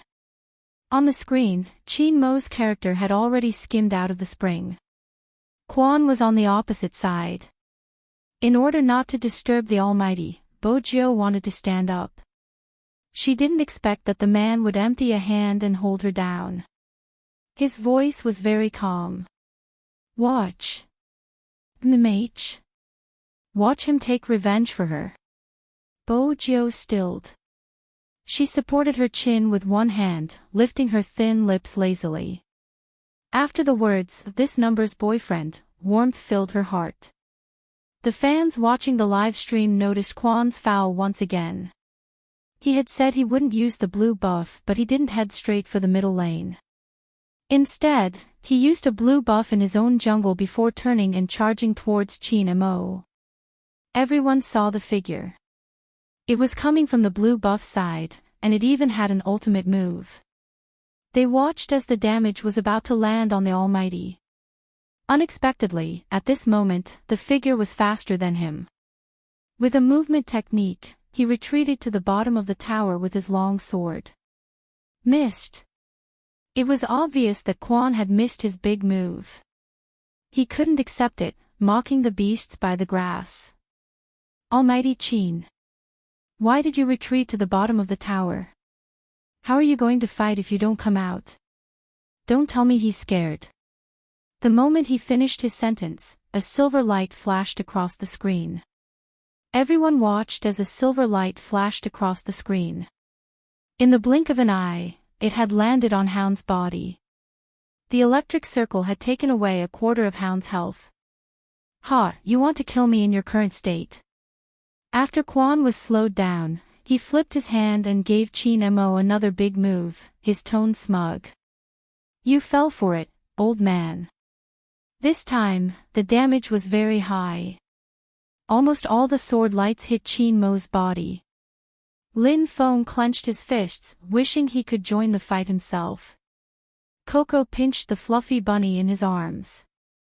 The fans watching the match did not dare to look at this scene. After all, it wasn't possible for the Almighty to do such a thing. When had he ever been suppressed by someone? Everyone still remembered that even if his hand was injured, as long as he picked up the assassin, he would be able to fight 1 against 3 in the later stages. But now, he had made an obvious mistake in such a simple judgment. That's it. End your esports career. It's time to give the opportunity to us newbies who haven't been able to stand out. Quan laughed sinisterly as he raised his sword and was about to chase after the white figure in front of him and kill him. Everyone thought that Almighty Qin was dead for sure. But at this moment, the people who were watching from the dog's point of view only felt that the person in front of them had disappeared in an instant. Just like Quan, they were all stunned. In the next second, he remembered that it was a teleportation skill. Almighty Qin was behind him. Quan's movements were quick. You want to lie to me? Dream on. The moment he turned, he wanted to give Qin Mo a fatal blow. Let's see what you can do this time. But just as his long sword was about to fall, the figure in front of him was one step ahead of him, moving towards the bushes. Then, with a backhand, he raised his sword and enlarged it. Swoosh, swoosh, swoosh, swoosh. The silver-white sword light seemed to be singing an idyllic song as it revolved around him. Quan's eyes narrowed. His fingers involuntarily pinched the mouse in his right hand. When did he use such a powerful skill? When he had returned to the tower to clear the troops. Which meant that Qin Mo hadn't returned to the tower to hide, but to wait for the skill. Attack. Chapter 13:20. They were clearly separated by a screen. However, the moment the silver light rose, Quan actually felt his entire right hand aching. He thought of retreating, or perhaps moving forward. It was that 1 second of hesitation. The game's music started playing. K.O. Quan watched as his character fell to the ground, covered in blood. In the end, he didn't even have the chance to turn the situation around. Beside the bushes, that person held a sword in his right hand. He stood tall and straight, his white robes fluttering in the wind. His side profile was handsome, and the silver light on the screen seemed to be reduced to his background. Not to mention the comments that flooded the public chat. Counterattack with low HP. This was a true counterattack at critical health. Holy sh*t. It's so cool. Almighty Qin isn't fighting, he's showing off his skills. He's showing off to the point that his opponent has nothing left to live for. Shoo. Quiet, quiet. Almighty Qin doesn't want to fight a certain streamer head-on. Tell me, how should we fight? If he fights, he'll definitely return to the spring. As a professional player, I can't let ordinary players feel that this game is too bad, or else my popularity will drop. Be serious. I'm going to have a nosebleed from watching this. Is this even possible? Ah! Countless screams and screams quickly swept across the public chat. There was only one message that was displayed at the bottom right corner. That was Qin Mo's message. I'll kill you every time you come out. If you can't, it's my loss as your boyfriend. That was all. He was practically announcing it to everyone. I'm punching you, not because you provoked me, but because you provoked my girlfriend. If the hound hadn't come out before. He had no face at all now. Counterattack with low HP. This was as good as telling him just how big of a gap there was between the two of them, even though they were playing the same game. 4 times. He had already died 4 times. That number was like a slap to his face. But this time, he wasn't playing quietly. He was doing a live broadcast, so he couldn't surrender. But if they didn't surrender and let him out, he would only die more. In the end, the figure blocked the spring just to kill him. Quan was clear that after losing so much face, there was a high chance that no one would watch his live stream again.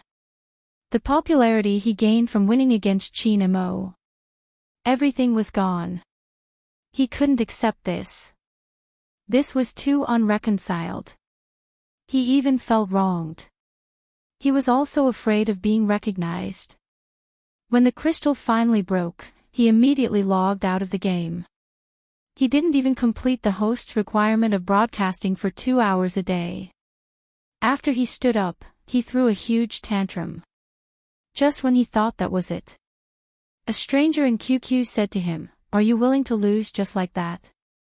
Of course not. The hound did not want to go back at first. But when he saw the next sentence, his thoughts changed. I can help you. I know everything about Qin Mo, and you're right. He isn't as strong as before, but it's not because of his hand injury. If you're interested, reply me and we can have a good chat. It was as if the gods and ghosts were at work. Although he did not know who the other party was. Quan sat back down and hesitated for a moment before typing, "What do you want to talk about?"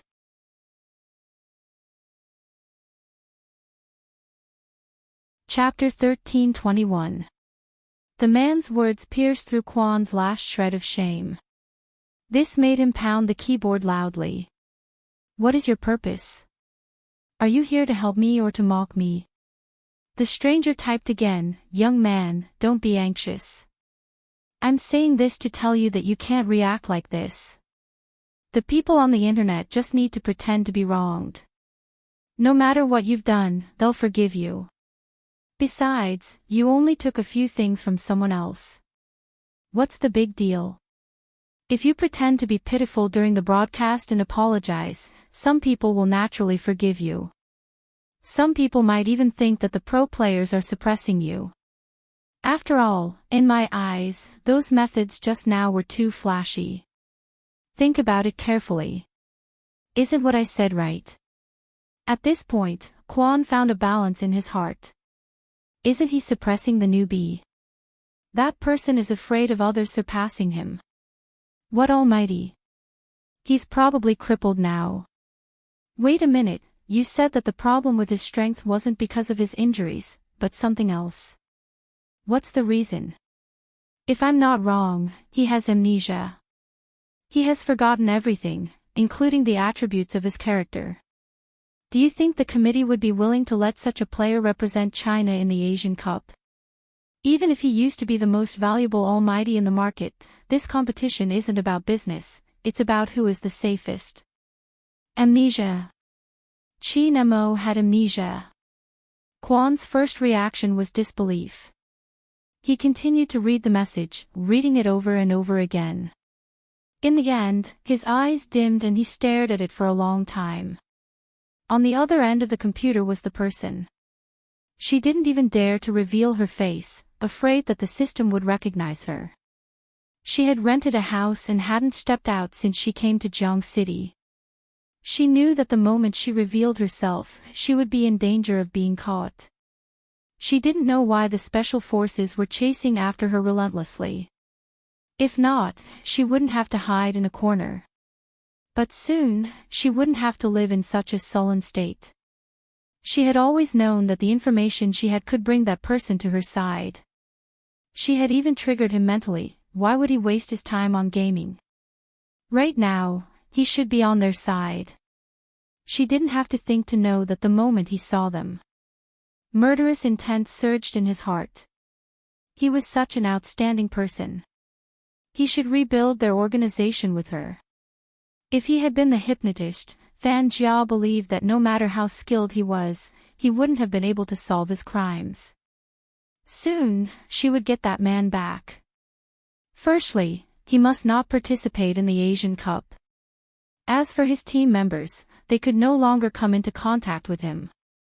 If this news was released, it would definitely cause some disintegration, no matter which side it was.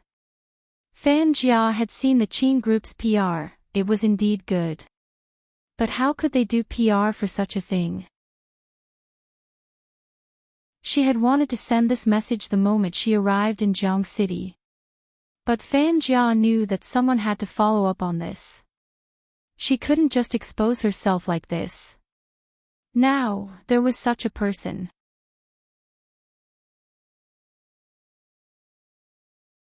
Chapter 13:22. No one in the engine room knew what they were about to face. It was the most basic kind of courage. Seeing Qin Mo smash into pieces, his heart was filled with joy. Bo Jiu was happy too. After all, the Almighty had admitted to the entire server that he was her boyfriend. He had even admitted it 3 times. Rao Rong stood there, deep in thought. How did you get your maneuvers? Wasn't it just a casual game? Qin Mo asked casually, his brows arched. Casual game? Rao Rong paused, breaking into a smile. You are really, sometimes, he had to acknowledge the existence of a genius. Then why didn't you make any predictions during the previous match? Qin Mo glanced up, looking lazy. I haven't seen that character. It happened in an instant. Everyone in the engine room stilled, turning to ask, Captain didn't play the game after you came back. That wasn't possible. Wasn't there a video online about little Secretary Qin being my wife? He played the opening, I played the rest while he watched from the side. But I didn't have any controls in the 2 matches I played yesterday. That was why Captain hadn't predicted his opponent's skills. That was because he only knew a few characters in the game. In other words, as long as he familiarized himself with all the characters, he would be able to regain his previous abilities. Of course, there was also his familiarity with the keyboard and mouse. The latter wasn't the most important. Because in that match just now, they had discovered something. Even though he had lost his memory, Captain's body still remembered, instinctively executing the most precise maneuvers. This wasn't related to intelligence. It had been 3 years. He had been training every single day for the past 3 years. While everyone said he was talented, they couldn't see the calluses between his slender fingers and the lack of rest in his neck. They were afraid of falling sick in their line of work. They didn't dare to get sick. Especially when it was time for the competition, they were afraid it would affect their condition. He smoked more fiercely than the average person. Perhaps it was because of these sacrifices that others couldn't see that he had walked out and become the carry that every boy liked, the strongest jungler in the entire game. With such a past. In that instant, he didn't have to be afraid of anything. Now, he just needed time. Lin Feng was the most excited. Let's start today. Let Captain use all the game characters once. As long as we have enough time for Captain to familiarize himself with these characters, we will be able to participate in the Asian Cup the day after tomorrow. 2 days. No, to be precise. It should be less than 2 days. 36 hours. Excluding the time for eating and sleeping, there were only 24 hours left. He had 24 hours to familiarize himself with all the characters in the game, and he clearly knew what methods to use to evade, the recovery time of the opponent's skills, the damage dealt, and the skills used. It was too difficult. It was too difficult. But if it was the captain, there was still hope. At that moment, everyone turned around and looked at Qin Emo. The light in their eyes was so bright that it was almost shocking. But soon, she saw that handsome and indifferent side profile. Their hearts skipped a beat again. Would the captain agree?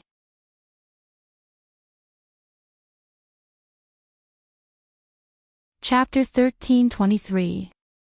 Captain. Captain. Coco and Lin Feng spoke at the same time. But none of them were as direct as Rao Rong. Do you still want to come back and continue the competition? Qin Emo glanced at him. There wasn't the slightest hint of joy or anger in his gaze, just a slight indifference. In the end, Rao Rong was defeated. What exactly did he mean? Qin Emo stood up, one hand in his pocket as he shifted his gaze away, seemingly searching for something. In the end, his gaze landed on Lin Feng. When everyone saw Lin Feng being stared at like this, they quickly shifted their gazes. Lin Feng, who was the center of attention, felt his scalp go numb. The pressure from his captain's gaze was immense. That. He cleared his throat, about to speak when Qin Mo's voice came over. I don't remember anything now. If I don't drag you down, I can join your competition. But as a condition, I'm curious about one thing. Qin Mo's voice drifted over, sounding lazy and black-bellied. I don't remember anything now. What is it? Lin Feng was a little frightened. Why did the captain look at him when he was curious? It couldn't be that he saw him in a different light, right? That was this person. Before Lin Feng could think of anything else, Qin Emo had already raised his left hand, tapping the top of Bojo's head. She has always been telling me that we are dating, that I was the one who chased her and that she was the one who insisted on marrying me. I really want to hear the real story. In an instant, Lin Feng had reached their captain's point. Speaking of which, Captain, I've tolerated Little Spade for a long time. Lin Feng rolled up his sleeves, his face full of indignation. Really, how could she say that you liked her so much that you wanted to marry her? Even though you really liked her, everyone knows that it was Little Spade who chased after you. The first time she saw you, she said that she wanted to provide for you. But to be honest, the Fu family's money isn't enough to provide for Captain. Besides, no one knew she was a girl at that time and she would confess to any handsome guy she saw. I don't know what kind of person she is. Bojo. She finally understood how it felt to have a useless teammate. Team Flower Lin, you don't have to say the last sentence, okay? Confessing to every handsome guy you see. As expected, Qin Emo smiled. His beautiful peach blossom eyes slowly narrowed. Looks? Lin Feng nodded. They're very particular about looks. Is that so? Everyone present could hear the slight coldness in his voice. Even the uncle, Yin Wuyao, felt that after today, little Captain's path in love would not be easy. And then, Qin Mo's nonchalant voice rang out again. Bo Jiu took the chance to pinch him. Lin Feng's expression instantly turned solemn, cursing in his heart. He appropriately kept away some of Little Spade's dark history and started to pick the nicer parts. Then, she seemed to have changed into a different person, rejecting you in the game. The few of us discussed this topic in detail. It must have been her ploy back then, loosening the reins only to grasp them better. She wanted Captain to notice her. After all, in the game, no one would ever reject Captain.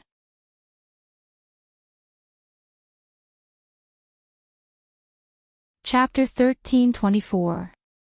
MH, it's a trap. Coco added. Captain, you might not know, but she was still typing on the internet. After flirting with us, she invited us to meet up. She knew exactly what you were thinking. It was all an act. Honestly, if a girl chased me like that, I would just give in. Qin Mo was good at catching the main point.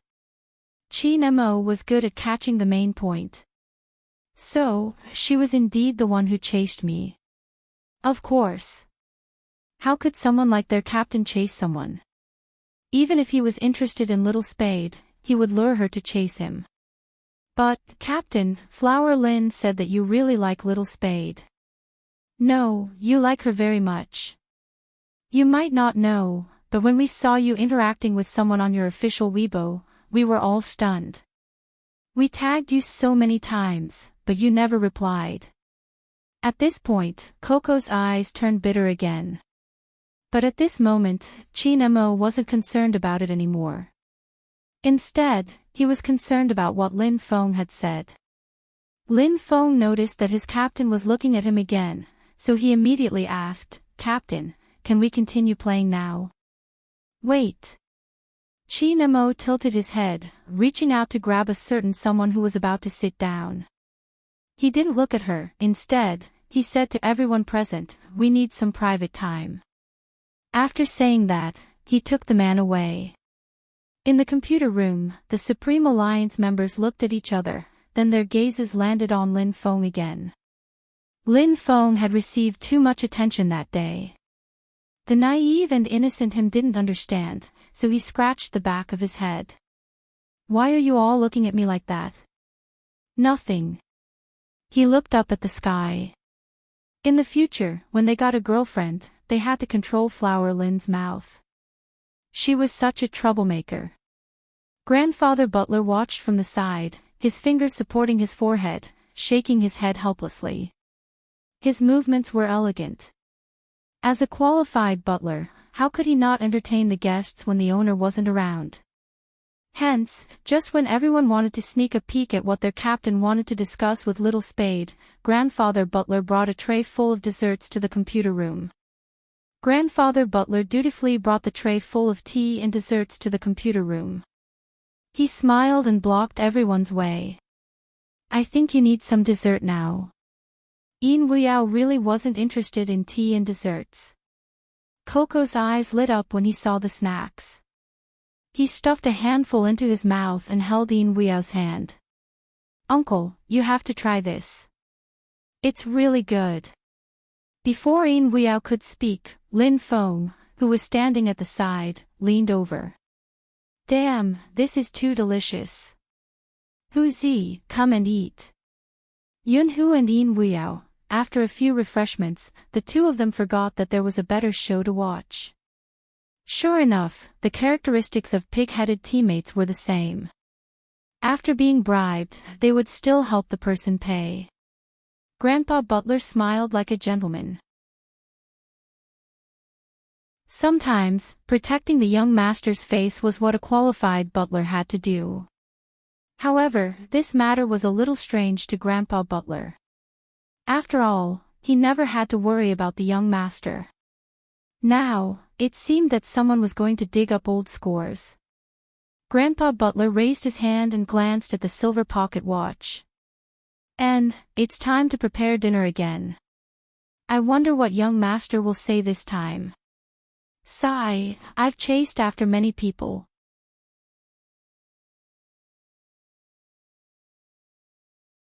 Chapter 1325. Bojo, who was brought to the room by the Almighty, knew it clearly. The Almighty was going to settle the score with her. Lin Huahua's stupid teammate had caused her so much trouble. Instead of being passive, she decided to strike first.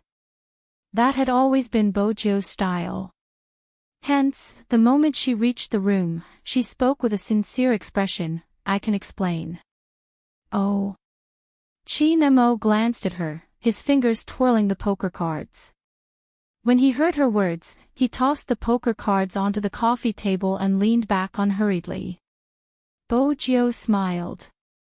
"Look, I'm a girl, right? MH?" Chi Nemo arched a brow, his entire attitude telling her to start her performance. Bojo felt that his attitude wasn't respectful. She reached out and cupped his face before continuing, "Ever since I was young, Grandfather Butler taught me that as a lady, I have to be reserved." Chi Nemo laughed when he heard that. "What are you laughing at?"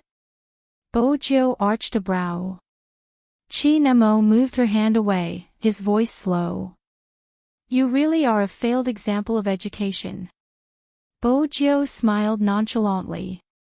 "As a lady, I have to keep up appearances, right? It wasn't easy for you to forget my dark history. I'll definitely say that you chased me."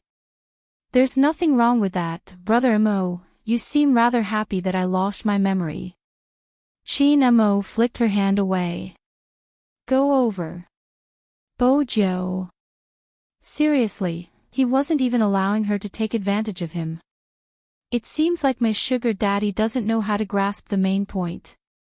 Chi Nemo chuckled, the corners of his lips lifting. "Let me rephrase my question. Is it your hobby to confess whenever you see a good-looking person?" Bojo immediately denied. "Of course not, it's a misunderstanding." "Is that so? Why don't we have a chat? How many times have you confessed to me?" Chi Mo's chuckle was especially dangerous. Bojo glanced up. "The first and the only one." Chi Nemo watched her bright black and white eyes, they were so clear that only his face could be seen. He hadn't expected such an answer. After all, those words of ridicule just now didn't seem to be made up. Bojo pursed her lips. "Honestly, Brother Mo, you're so good-looking. Other than you, who else do I need to confess to?" This sentence was meant to coax him again. But at this moment, Chi Nemo tilted his head, the smile at the corner of his mouth clearly visible. It could be seen that he really fell for it. Bojo didn't notice his smile and continued, "Have you forgotten how hard it was to woo you? When I first met you, you were like a doll. Because you were so beautiful, I couldn't bear to raise my voice at you. You don't know how fierce I was when I was young, but I was gentle to you. It's a pity that you didn't appreciate it and always complained that I was dirty. You would wash my hands for me before meals, after meals, and even before bed, as though I was a troublesome person. But as the saying goes, beauty is in the eye of the beholder. Even then, I still found you adorable. Otherwise, why would I treat you as a girl?" Of course, Bojo would never say that out loud. At the time, I realized my feelings. I shyly hugged my piggy bank and went to you to confess to you. Bojo pursed her lips. But it didn't end up as I wished. Chi Nemo swept her a glance. "Shyness. Are you sure that's an appropriate adjective for you to use?" He couldn't imagine that such a tender scene could have been done by this person. "At that time, I was still very innocent. I really wanted to buy you, but unfortunately, you were too expensive." Chi Nemo arched a brow. "Is that so? My innocent sugar daddy fell in love with me at first sight when I was young. I was 3.5 then." Bojo took the chance to hold his hand. "Do you understand the feeling of being electrocuted?" Chi Nemo allowed her to hold his hand without a change in expression. He lifted his lips in amusement. I don't understand how a 3.5-year-old could experience the feeling of being electrocuted. She was really good at bullshitting, talking about being electrocuted. Bojio's face sank. That's right, I didn't understand it back then, but now that I think about it, I liked you too much. With that, Chin Mo couldn't take it anymore. He pressed her onto the sofa, looking down at her from above. His handsome face tilted over, his breath landing on her ears. Let's end the nonsense here. As for Sugar Daddy's private life, I only have one request. Since you chose me, you must always choose me, understand? If Sugar Daddy is too fickle, I'm not sure what I'll do. Bojio wanted to speak, but his kiss messed up her breathing. It wasn't just a kiss, his hand had already reached over. He had already lifted her shirt and was moving in from top to bottom. Bojio's entire body was burning. She couldn't shake off the numbness from his kiss. Her clothes and hair were messy and filled with an ambiguous sense of beauty. Her face was flushed red. The kiss by her ear gradually heated up, and even her legs felt a little weak. Because of his hands, her voice became a little choppy. We still have to play games outside, I know how to play. He leaned forward and planted a kiss on the side of her neck. But my Sugar Daddy, shouldn't you be more focused when I'm pleasing you, MMH? This wasn't pleasing her, it was obviously a sweet and scratching punishment. He almost rubbed her entire body, but he refused to let her. He was like a seductive demon as he whispered in her ear with a hoarse voice, "Are you going to confess to other people, Ben, I've never done it." The sound of clothes rubbing against each other made Bojio even more uncomfortable. She decided to take the initiative, wrapping her long legs around his waist. Then she smiled and kissed his Adam's apple. She was like a mermaid at the bottom of the sea, full of charm. Speaking of which, Brother Mo, you're really good at enduring. Chin Mo's gaze deepened because of her actions. The person in his arms knew all too well how to crush his rationality. It wasn't wrong to say that a beauty could see through one's bones. The smooth jade-like skin in his hands. Moreover, when she spoke, the corners of her lips lifted and the bewitching dot at the end of her eyes seemed to have been purposely placed there to seduce Scholar. She seemed to be ready, waiting for someone to pluck her. Her clothes were messy, her collarbones exquisite, the curves of her breasts round and round. Her top was lifted, revealing a smooth, white skin. It was enough to ignite anyone's impulses. Moreover, such a scene was created by him, including her emotions. Chin Mo pulled his hand back, breaking into a slow smile. Do you want to stay in bed the entire day? Don't you want the game anymore? If that's the case, you can continue seducing me. Bojio changed her position, becoming a little gangster. What a pity, the time and place aren't suitable. You don't have to feel pity, you can continue if you want. With that, Chin Mo leaned forward, the smile on his thin lips obvious. Bojio finally managed to get him to stop. She wasn't stupid enough to continue being punished. It's okay, we have important matters to attend to. You have to know that I'm a considerate girlfriend. Chin Mo arched a brow, releasing her. Bojio reached out to straighten her top, pulling the Almighty to leave. The man didn't move. He tilted his head and glanced at her again, letting her drag him. He casually supported his chin with one hand and said in a hoarse voice, "Are you going to let me go like this?" What was wrong with that? At the start, Bojio didn't understand what he meant. But when she lowered her lids, her long legs touched the part that had obviously changed, her face heating up. But he was still the same, noble and abstinent, making her want to touch him. The Almighty was probably the only one who could be so seductive when he was aroused. After half a minute, that place didn't seem to be cooling down at all. Bojio maintained her previous position. Do you need my help? How? Chin Mo glanced over. Bojo said something in a low voice. Chi Nemo laughed. With my hands. MMH, Bojo replied, her eyes beautiful. Why? You don't like it? She was really daring. She was always so direct that people couldn't handle her. Chi Nemo watched as she was about to move, her disguise about to be removed. He pressed her hand down. You're just adding fuel to the fire, you're going crazy. This was the first time the Almighty said such words. She stilled and was pulled into the bathroom. He turned on the cold water. He made her stand outside the frosted glass.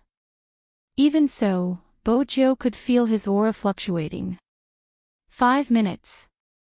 Indeed, it was faster than her helping him. When he came out, he had already changed his clothes, one hand pressed against his head, his black hair still dripping with water. He was fresh from a shower. Just like that, they left the room and walked towards the computer room. Lin Feng was still eating. When he saw the two of them, he immediately asked, Little Spade, what are you guys talking about? What took you so long? Why did Captain take a shower? We're almost done with the dessert grandfather butler prepared. Bojo picked up the remaining blueberry dessert gracefully and stuffed it into his mouth. She smiled. Senior Lin, you shouldn't speak today. Lin Feng widened his eyes, confused. Why didn't she allow him to speak? Bojo tilted her head and asked the Almighty, Brother Mo, why did you ask him when there were so many others? If she had asked someone else, her dark history wouldn't have been dug up. Of course, it's because Captain trusts me. Lin Feng was about to puff up his chest when his captain interrupted him leisurely. However, his actions were interrupted by his captain's unhurried words, because the characteristics of a pig-like teammate are more obvious. In an instant, Lin Feng froze. Had Captain really lost his memory? Why hadn't his venomous tongue gotten better? How scary. Even after losing his memory, Captain was still so cunning.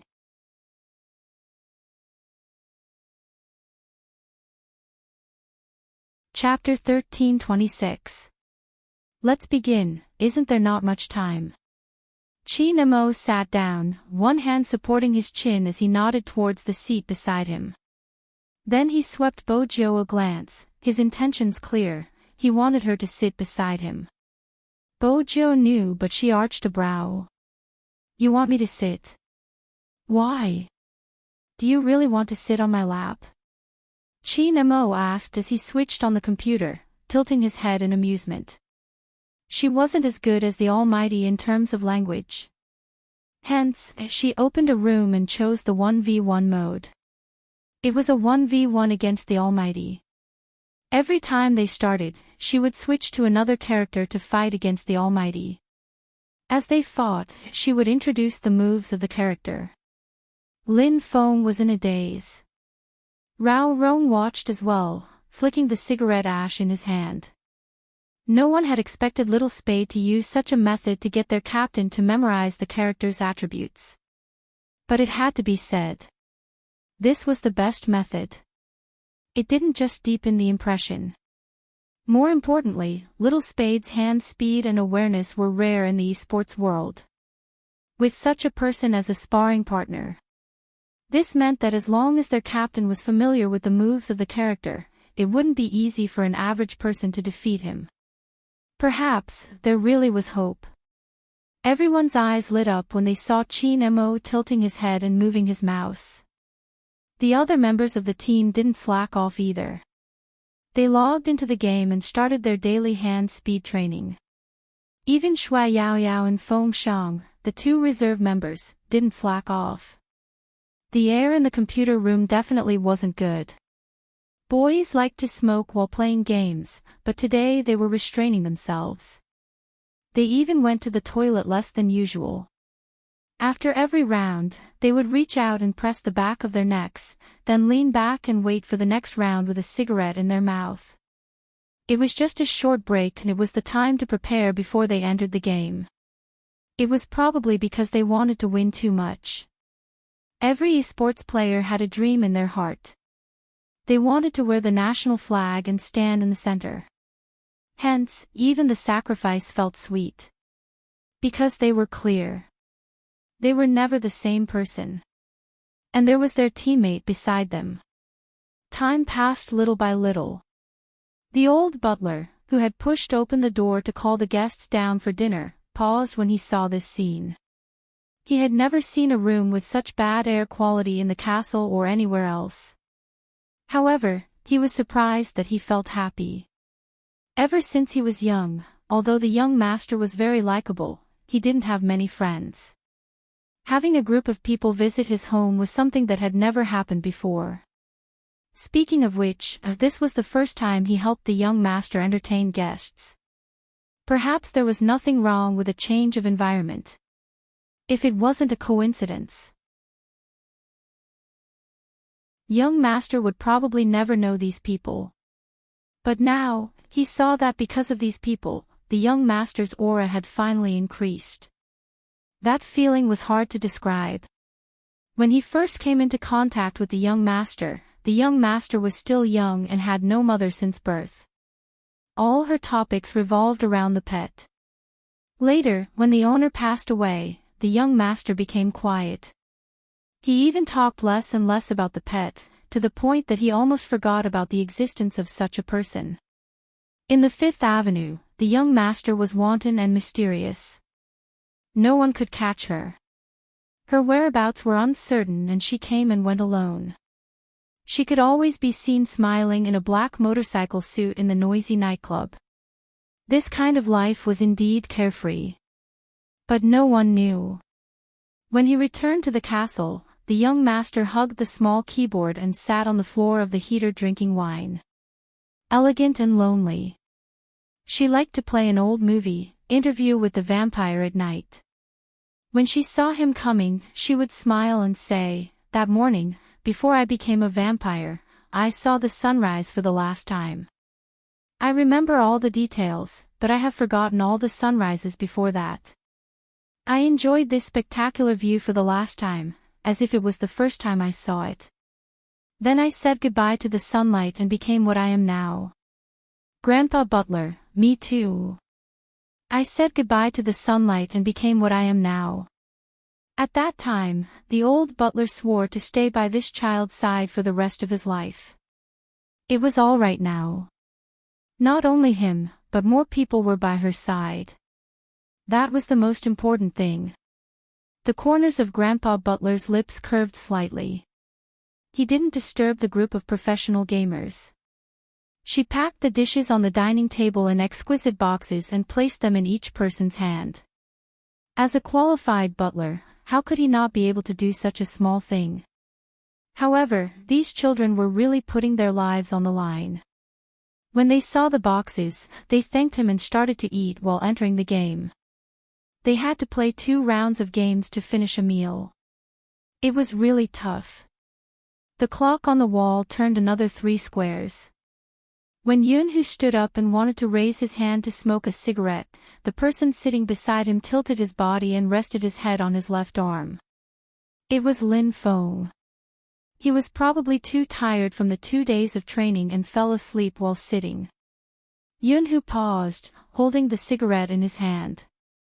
He didn't light it up, using only one hand to familiarize himself with the sensitivity of the mouse. The night outside was getting darker and darker. But in this small computer room, gentleness could be seen everywhere. Shui Yao Yao fell asleep on the keyboard, Coco's down jacket draped over her body. He had intentionally lowered the brightness of the screen. Bo Jiu was still explaining the skills of the character, but her voice was clearly much softer. In such a dark night, it was like flowing sand, making one feel extra warm. But even so, Qin Mo could hear the tiredness in her voice. He tilted his head and said, "All right, you don't have to say any more. Remember to speak quickly." Bo Jiu took a sip of water to moisten her throat. Qin Mo freed a hand and lifted her chin. "Open your mouth." "MH." The Almighty wanted to kiss her. No, that wasn't possible. If he wanted to kiss her, she wouldn't have opened her mouth, he should have closed her eyes. However, the last time the Almighty made her close her eyes, he only told her to keep dreaming. He really didn't have a shred of humanity in him. Other people's boyfriends were meant to be sweet, but hers was probably meant to train her ability to withstand blows. What are you thinking about? Sure enough, a smile similar to the one before appeared on that extremely good-looking face, with a hint of playfulness. Bojo was about to say that she hadn't expected him to pinch her chin for a kiss. Just then, something touched her lips. It was soft and slightly cold. It was like the lightest ice cream.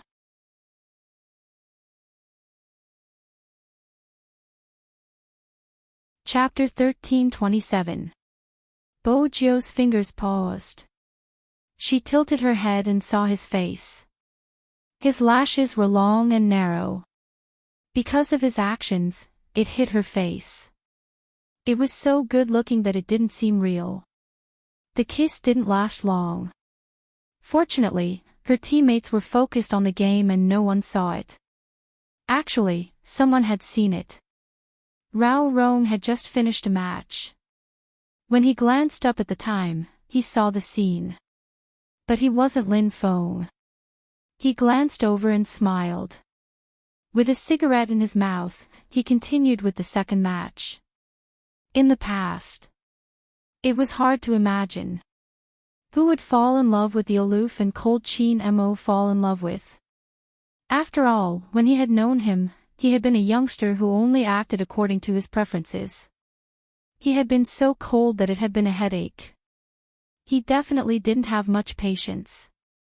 He hadn't even batted an eyelash at the beautiful female casters.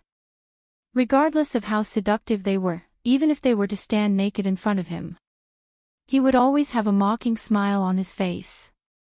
From the looks of it, when it came to love, he had to be gentle. Rao Rong clicked lightly, entering the next match. Bojo listened to the tapping of the keyboard. She glanced down at the wet lips after he had kissed her. Her heart started to race. But the Almighty was indeed the Almighty. When he didn't speak, he was as beautiful as a fairy. The moment he opened his mouth, he would reveal his true self. Just as you said, the kiss is over. Open your mouth and let me take a look. What am I looking at? Bojo did as she was told. Judging from the Almighty's expression, if she didn't listen, he would throw her out of the window. Qin Mo looked at himself. When he saw the redness in the middle of her throat, his deep eyes narrowed slightly. As expected. Brother Mo. Bojo arched a brow. She didn't understand what he was looking at. He walked out and asked for a peppermint candy from someone. He stuffed it into her mouth and said in a lazy tone, "Say one more word and I'll quit the game." That was when Bojo realized that he was feeling heartache for her throat. She couldn't help but smile, but she couldn't make it too obvious. Otherwise, the Almighty would say that he was proud again. She sat there for a while before moving again. She leaned over and kissed his ear. Brother Mo, thank you. The candy is delicious. Qin Mo's hands paused. He forgot to deal damage and was killed by the tyrant. When he pulled himself out of that guy's aura, there was already a line of dots on the screen. Is my assassin sleepwalking? He was killed by the tyrant. An assassin can't even kill a monster. I feel like I'm going to lose again. Alright, my mentality has collapsed. How am I supposed to fight like this? Bojo, who hadn't entered the game, turned to take a look. However, Qin Mo raised his hand, blocking her from reaching over. His tone was casual. Get me a glass of water. Isn't there one here? Bojo pointed to the glass of water beside him. The #1 jungler, who had been killed by the tyrant, replied expressionlessly, "It's cold, I want a cup of hot tea to wake me up." Alright, I'll go look for Grandfather Butler. After reviving in the spring, Qin Mo darted into the jungle once more. This time, he didn't just kill the tyrant, he had also taken away the ADC. In an instant, the situation in the game changed. His teammates who had won without doing anything were a little confused.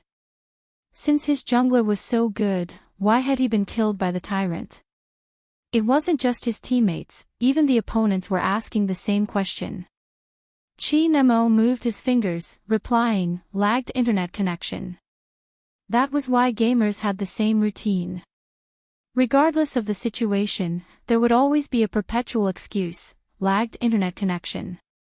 But only Qin Mo knew what had happened in that instant. How could he be affected by a prey to such an extent? Qin Mo lowered his gaze, not saying a word. Next, he didn't give her a chance to speak. When he saw that she was about to explain, he stuffed a piece of candy over. Looking at the man's wavering eyes, Yi Zichen felt a chill run down his spine. Qin Mo sneered, she obviously wanted him to feed her the candy personally. It wasn't easy to get tired when they accompanied each other. But in the wee hours of the morning, his shoulders couldn't take it. The weather outside was getting cold. Bojiu glanced up, turning to Yin Wuyao. There's a room, shall we get everyone to sleep in? Let's sleep here. Yin Wuyao flicked the ash off his cigarette. Sitting in front of the computer gives me a higher chance of winning. Everyone probably feels the same way, me too. With that, Yin Wuyao leaned back. It's good, I feel at ease. Bojiu understood the feeling he was referring to, her lips curving into a slight smile. Yin Wuyao spoke again, little captain. MH? Bojiu arched a brow. Yin Wuyao knew that everyone was asleep. Those who weren't asleep couldn't hear their conversation. Continue playing, if you really can't take it, just wear female clothes, it's nothing. You can just change back. I promised I promised my mom that I wouldn't play anymore. Bojiu tilted her head. Besides, Rao Rong is here, even without me, as long as the Almighty recovers, Supreme Alliance will still be able to clinch the championship. I've seen the comments online, it doesn't affect me in that aspect, but I don't want people to talk about my gender when you are trying so hard to win. That wouldn't be fair to those who are serious about the competition.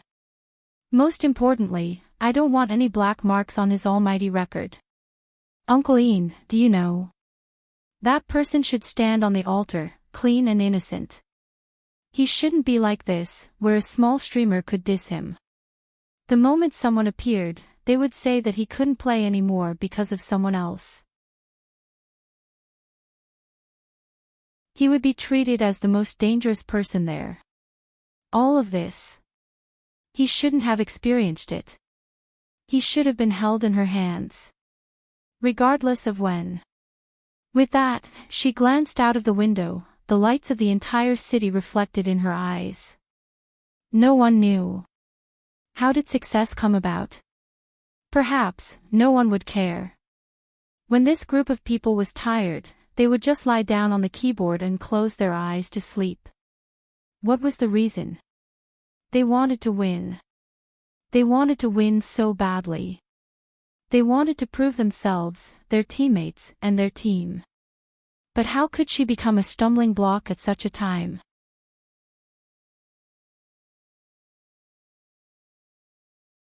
Chapter 13:28. Night fell. Some people were working hard. Some people didn't understand. In the small computer room, everyone was thinking about fighting for a glimmer of hope. A piece of news appeared on a forum. The title was very eye-catching. Can this Almighty still represent China in the competition after losing his memory? Memory loss. When the netizens saw this word, they naturally clicked on it subconsciously. Then they saw the description above. The number one jungler in the entire server, the most valuable MVP player. There are too many fans who label this Almighty. As someone who likes him, I have to admit that up until now, no one has been able to surpass him in terms of operational awareness. But now that he has lost his memory, everyone has seen the previous competition. There were 5 players and he actually lost 1 life to a streamer. At first, I didn't believe such a thing would happen to him. But when I saw the video, I knew that it wasn't his operation. Under normal circumstances, he wouldn't have achieved such a result. Some fans, don't be in a hurry to talk about his hand injury. His hand injury isn't something that happened in a day or two. Everyone has seen it for themselves. Even during the National League, when he faced the national champion Xiangnan, he didn't lose any of his drive. But look at his operation in this match. It's obvious that he has forgotten his previous awareness. Can he still represent our country in the competition? I know that no one is willing to see this team fall apart, but to be honest, he is really old. Now that he has lost his memory, why can't we, as his fans, think about it from a rational point of view? Is it still suitable for him to play in this match? I believe the National Organizing Committee has an answer in their hearts. After all, this concerns the reputation of our country. This post was too provocative. Whether it was the timing of the post or the topic it was leading to, it caught people off guard. Although he didn't point out who this Almighty was, from the description, people could already guess the name. Qin Imo. The Almighty in their hearts. In just an instant, the internet exploded. Every fan was burning with anxiety. Their Almighty actually lost his memory. Was that possible? Many people were replying to the post, asking, "Where did you get the news? How could my almighty Qin lose his memory?" In less than 10 minutes, the post became a hot topic. Too many people joined in, regardless of whether they were fans of esports or had never watched an esports competition before. The scene became out of control. The only thing that could be salvaged was that Fengyi noticed the post immediately. After all, he was living and eating in the company to keep an eye on the PR side. It was just that he had thought too much about what would happen. She never expected that young Master Qin's amnesia would be exposed. Because only the internal members of their team knew about this news. Moreover, he had just told Lin Feng about this news. Under normal circumstances, a person like Feng Yi, who worked hard in the business world, would first suspect Lin Feng. After all, that fellow was indeed a chatterbox. But he knew about the members of Supreme Alliance. Those people might be very talkative. However, he would always think from the other party's point of view.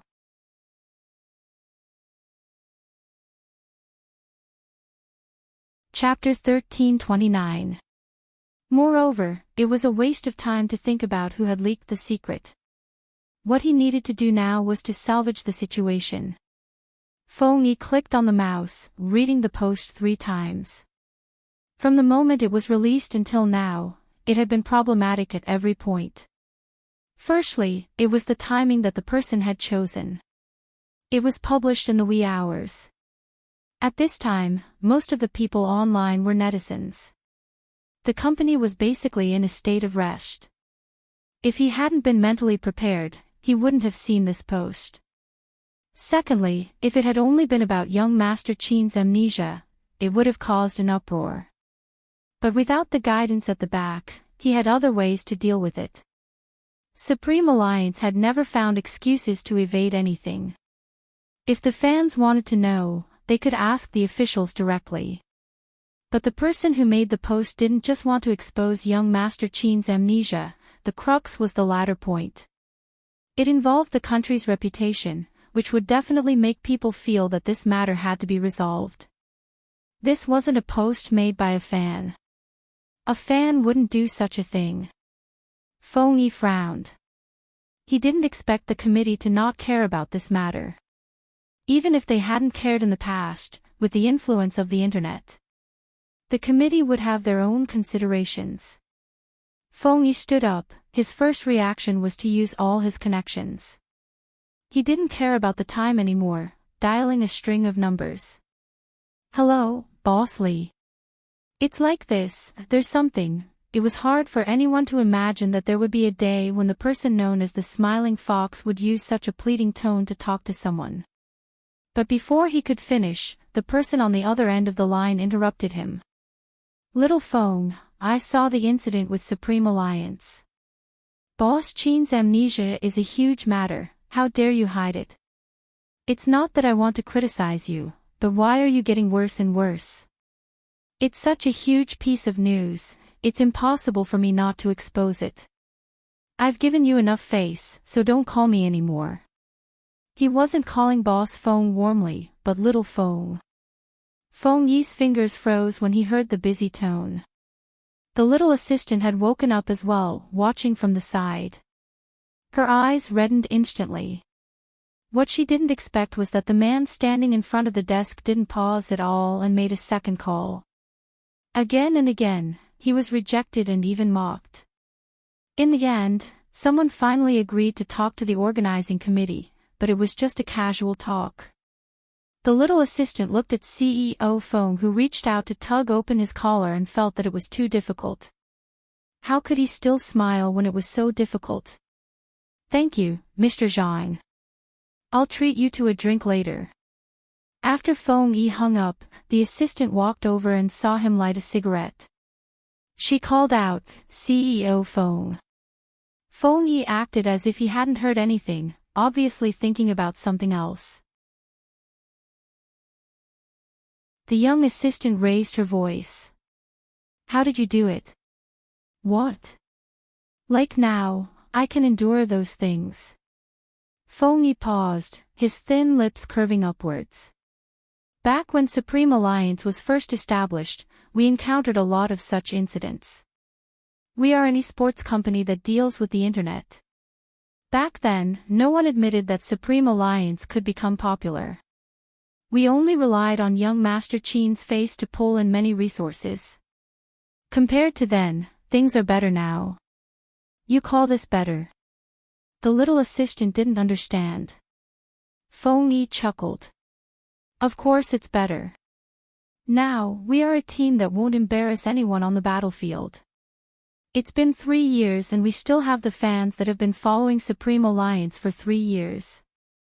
But those fans... The little assistant was agitated. If it wasn't for them online, before the little assistant could finish, Fong Yi interrupted her. Don't you misunderstand the word fans. Of course, those troublemakers aren't fans. The fans I'm talking about are the people who are still waiting for young Master Qin and Little Spade to come back. They have feelings.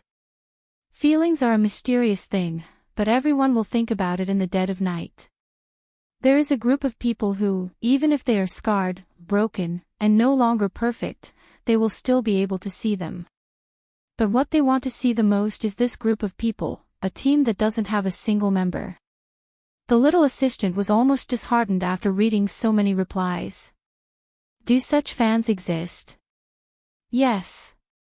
Fong Yi glanced back, his eyes bright. There is one thing you have to believe, the type of team Supreme Alliance leaves behind depends on the type of people. The little assistant froze. Everyone said he was a cunning businessman. But once a businessman had feelings, he was even more eye-catching than an ordinary person. Fong Yi didn't dwell on this question for long. He lifted his wrist. It's 1 a.m. now. Make some preparations, one of the team members will be chosen for an interview tomorrow. It's best for the members of Supreme Alliance to talk about it. I'm heading over to the committee. Boss Fong, aren't you going to delete the post? The little assistant was shocked since it was posted on their official account. Fong Yi glanced up. There's no use. The little assistant froze. This was the first time she heard the word "no use" from a man's mouth. The sky outside was dark. It was so dark that there seemed to be no light. It was 1:30 am. Quan sat in front of the computer, typing a string of words. The words you taught me are indeed impressive. The internet is in a mess. Even if the Almighty has a strong background, he will have to leave this time. Don't be anxious, this is just the first step. The person replied quickly. Kwon was shocked. Just the first step. That's right, I'll teach you the second step. Kwon's eyes lit up when he saw the message. He glanced at the status displayed on the screen, eager to give it a try. In the computer room of the apartment, Yoonhoo saw his phone ringing. After muting the sound, he walked out to take the call. The next moment, his eyes widened and his voice deepened. I understand, I'll tell them. Them. Some fell asleep from exhaustion while Captain is still familiarizing himself with the controls. They are all doing well. I won't reply this time, I'm just going to check on the situation. After hanging up, Yoonhoo pushed the door open and walked back. He glanced at Bojio before shaking everyone awake. There's news from old Fox phone. Captain's amnesia has been exposed and the internet is in a mess. We need to understand the situation so that we can be mentally prepared when the media asks about it. Lin Feng, who had been yawning, woke up instantly. Almost everyone had the same reaction. Unease, extreme unease. Because everyone knew this wasn't a small matter. Other than the main character, Chin Mo, his expression remained the same. There weren't many fluctuations in his emotions, but he turned to glance at the person beside him. His fingers seemed to have paused. Chin Mo's gaze deepened, but he didn't say a word. Lin Feng was the first to open the page to search for the news. Actually, there wasn't a need to search. It had already become a hot topic on the official website. The moment he opened it, he could see it. The number of replies had already exceeded 10,000 and was still rising. The team members crowded over. When they saw the content, they were so angry they wanted to smash the keyboard. Did they understand? They wanted to get together and play another game. Even if it was just one match. They just wanted to do their best in this match. Even their captain, who had amnesia, had sat in front of the computer for 10 hours just to memorize the skills of the characters. What was the point? Did they understand? But it wasn't just one post. Other than this post, there was another one that was slowly becoming popular, and it seemed like it couldn't be stopped. It was in the tone of a fan. Such a big thing happened. As an old fan of Supreme Alliance, I want to know who the person who leaked the news is. This kind of thing should only be known within the team. They even said that they are as close as a family. Ever since Spadesy joined, there hasn't been any peace. Who was the first to know about this and say it out loud? I think we should look for it. This type of post was obviously to stir up momentum. But there were fans who couldn't understand and really replied below. Other than Spadesy, the one who replied the most was Lin Feng. The reason they gave was simple. After all, he was a chatterbox and definitely didn't tell anyone easily. In the end, it was exposed by his fans. After Lin Feng saw the replies, his first reaction was to look at the expressions of his team members. No matter how fast my mouth is, I wouldn't say such things so casually, before he could finish. Suddenly, there was a loud bang. Coco, who hadn't said a word, lifted the keyboard. I've had enough. The more good-tempered and cute a person was, the more heart-wrenching it was when he was angry. Coco stood up, as though he was going to use all his strength to smash everything in the computer room. Gaming, why do we have to play games? What kind of lousy profession is this? How many people do we have to interact with? These likes, are these F*King likes? Anyone who knows what it means to like someone wouldn't be like this. I've had enough of such likes. I'm almost out of breath. Quit the industry, F*King Asian Cup, whoever wants to play can play, I'll touch this thing again, You're tuning into the LoveLore Library YouTube channel. We're so grateful for your support, and don't forget to subscribe to join us on this incredible journey through captivating stories. Your generosity through donations truly makes a world of difference, as it's the primary source of revenue that allows me to expand and enhance this channel for you. Thank you from the bottom of my heart for being a part of this adventure.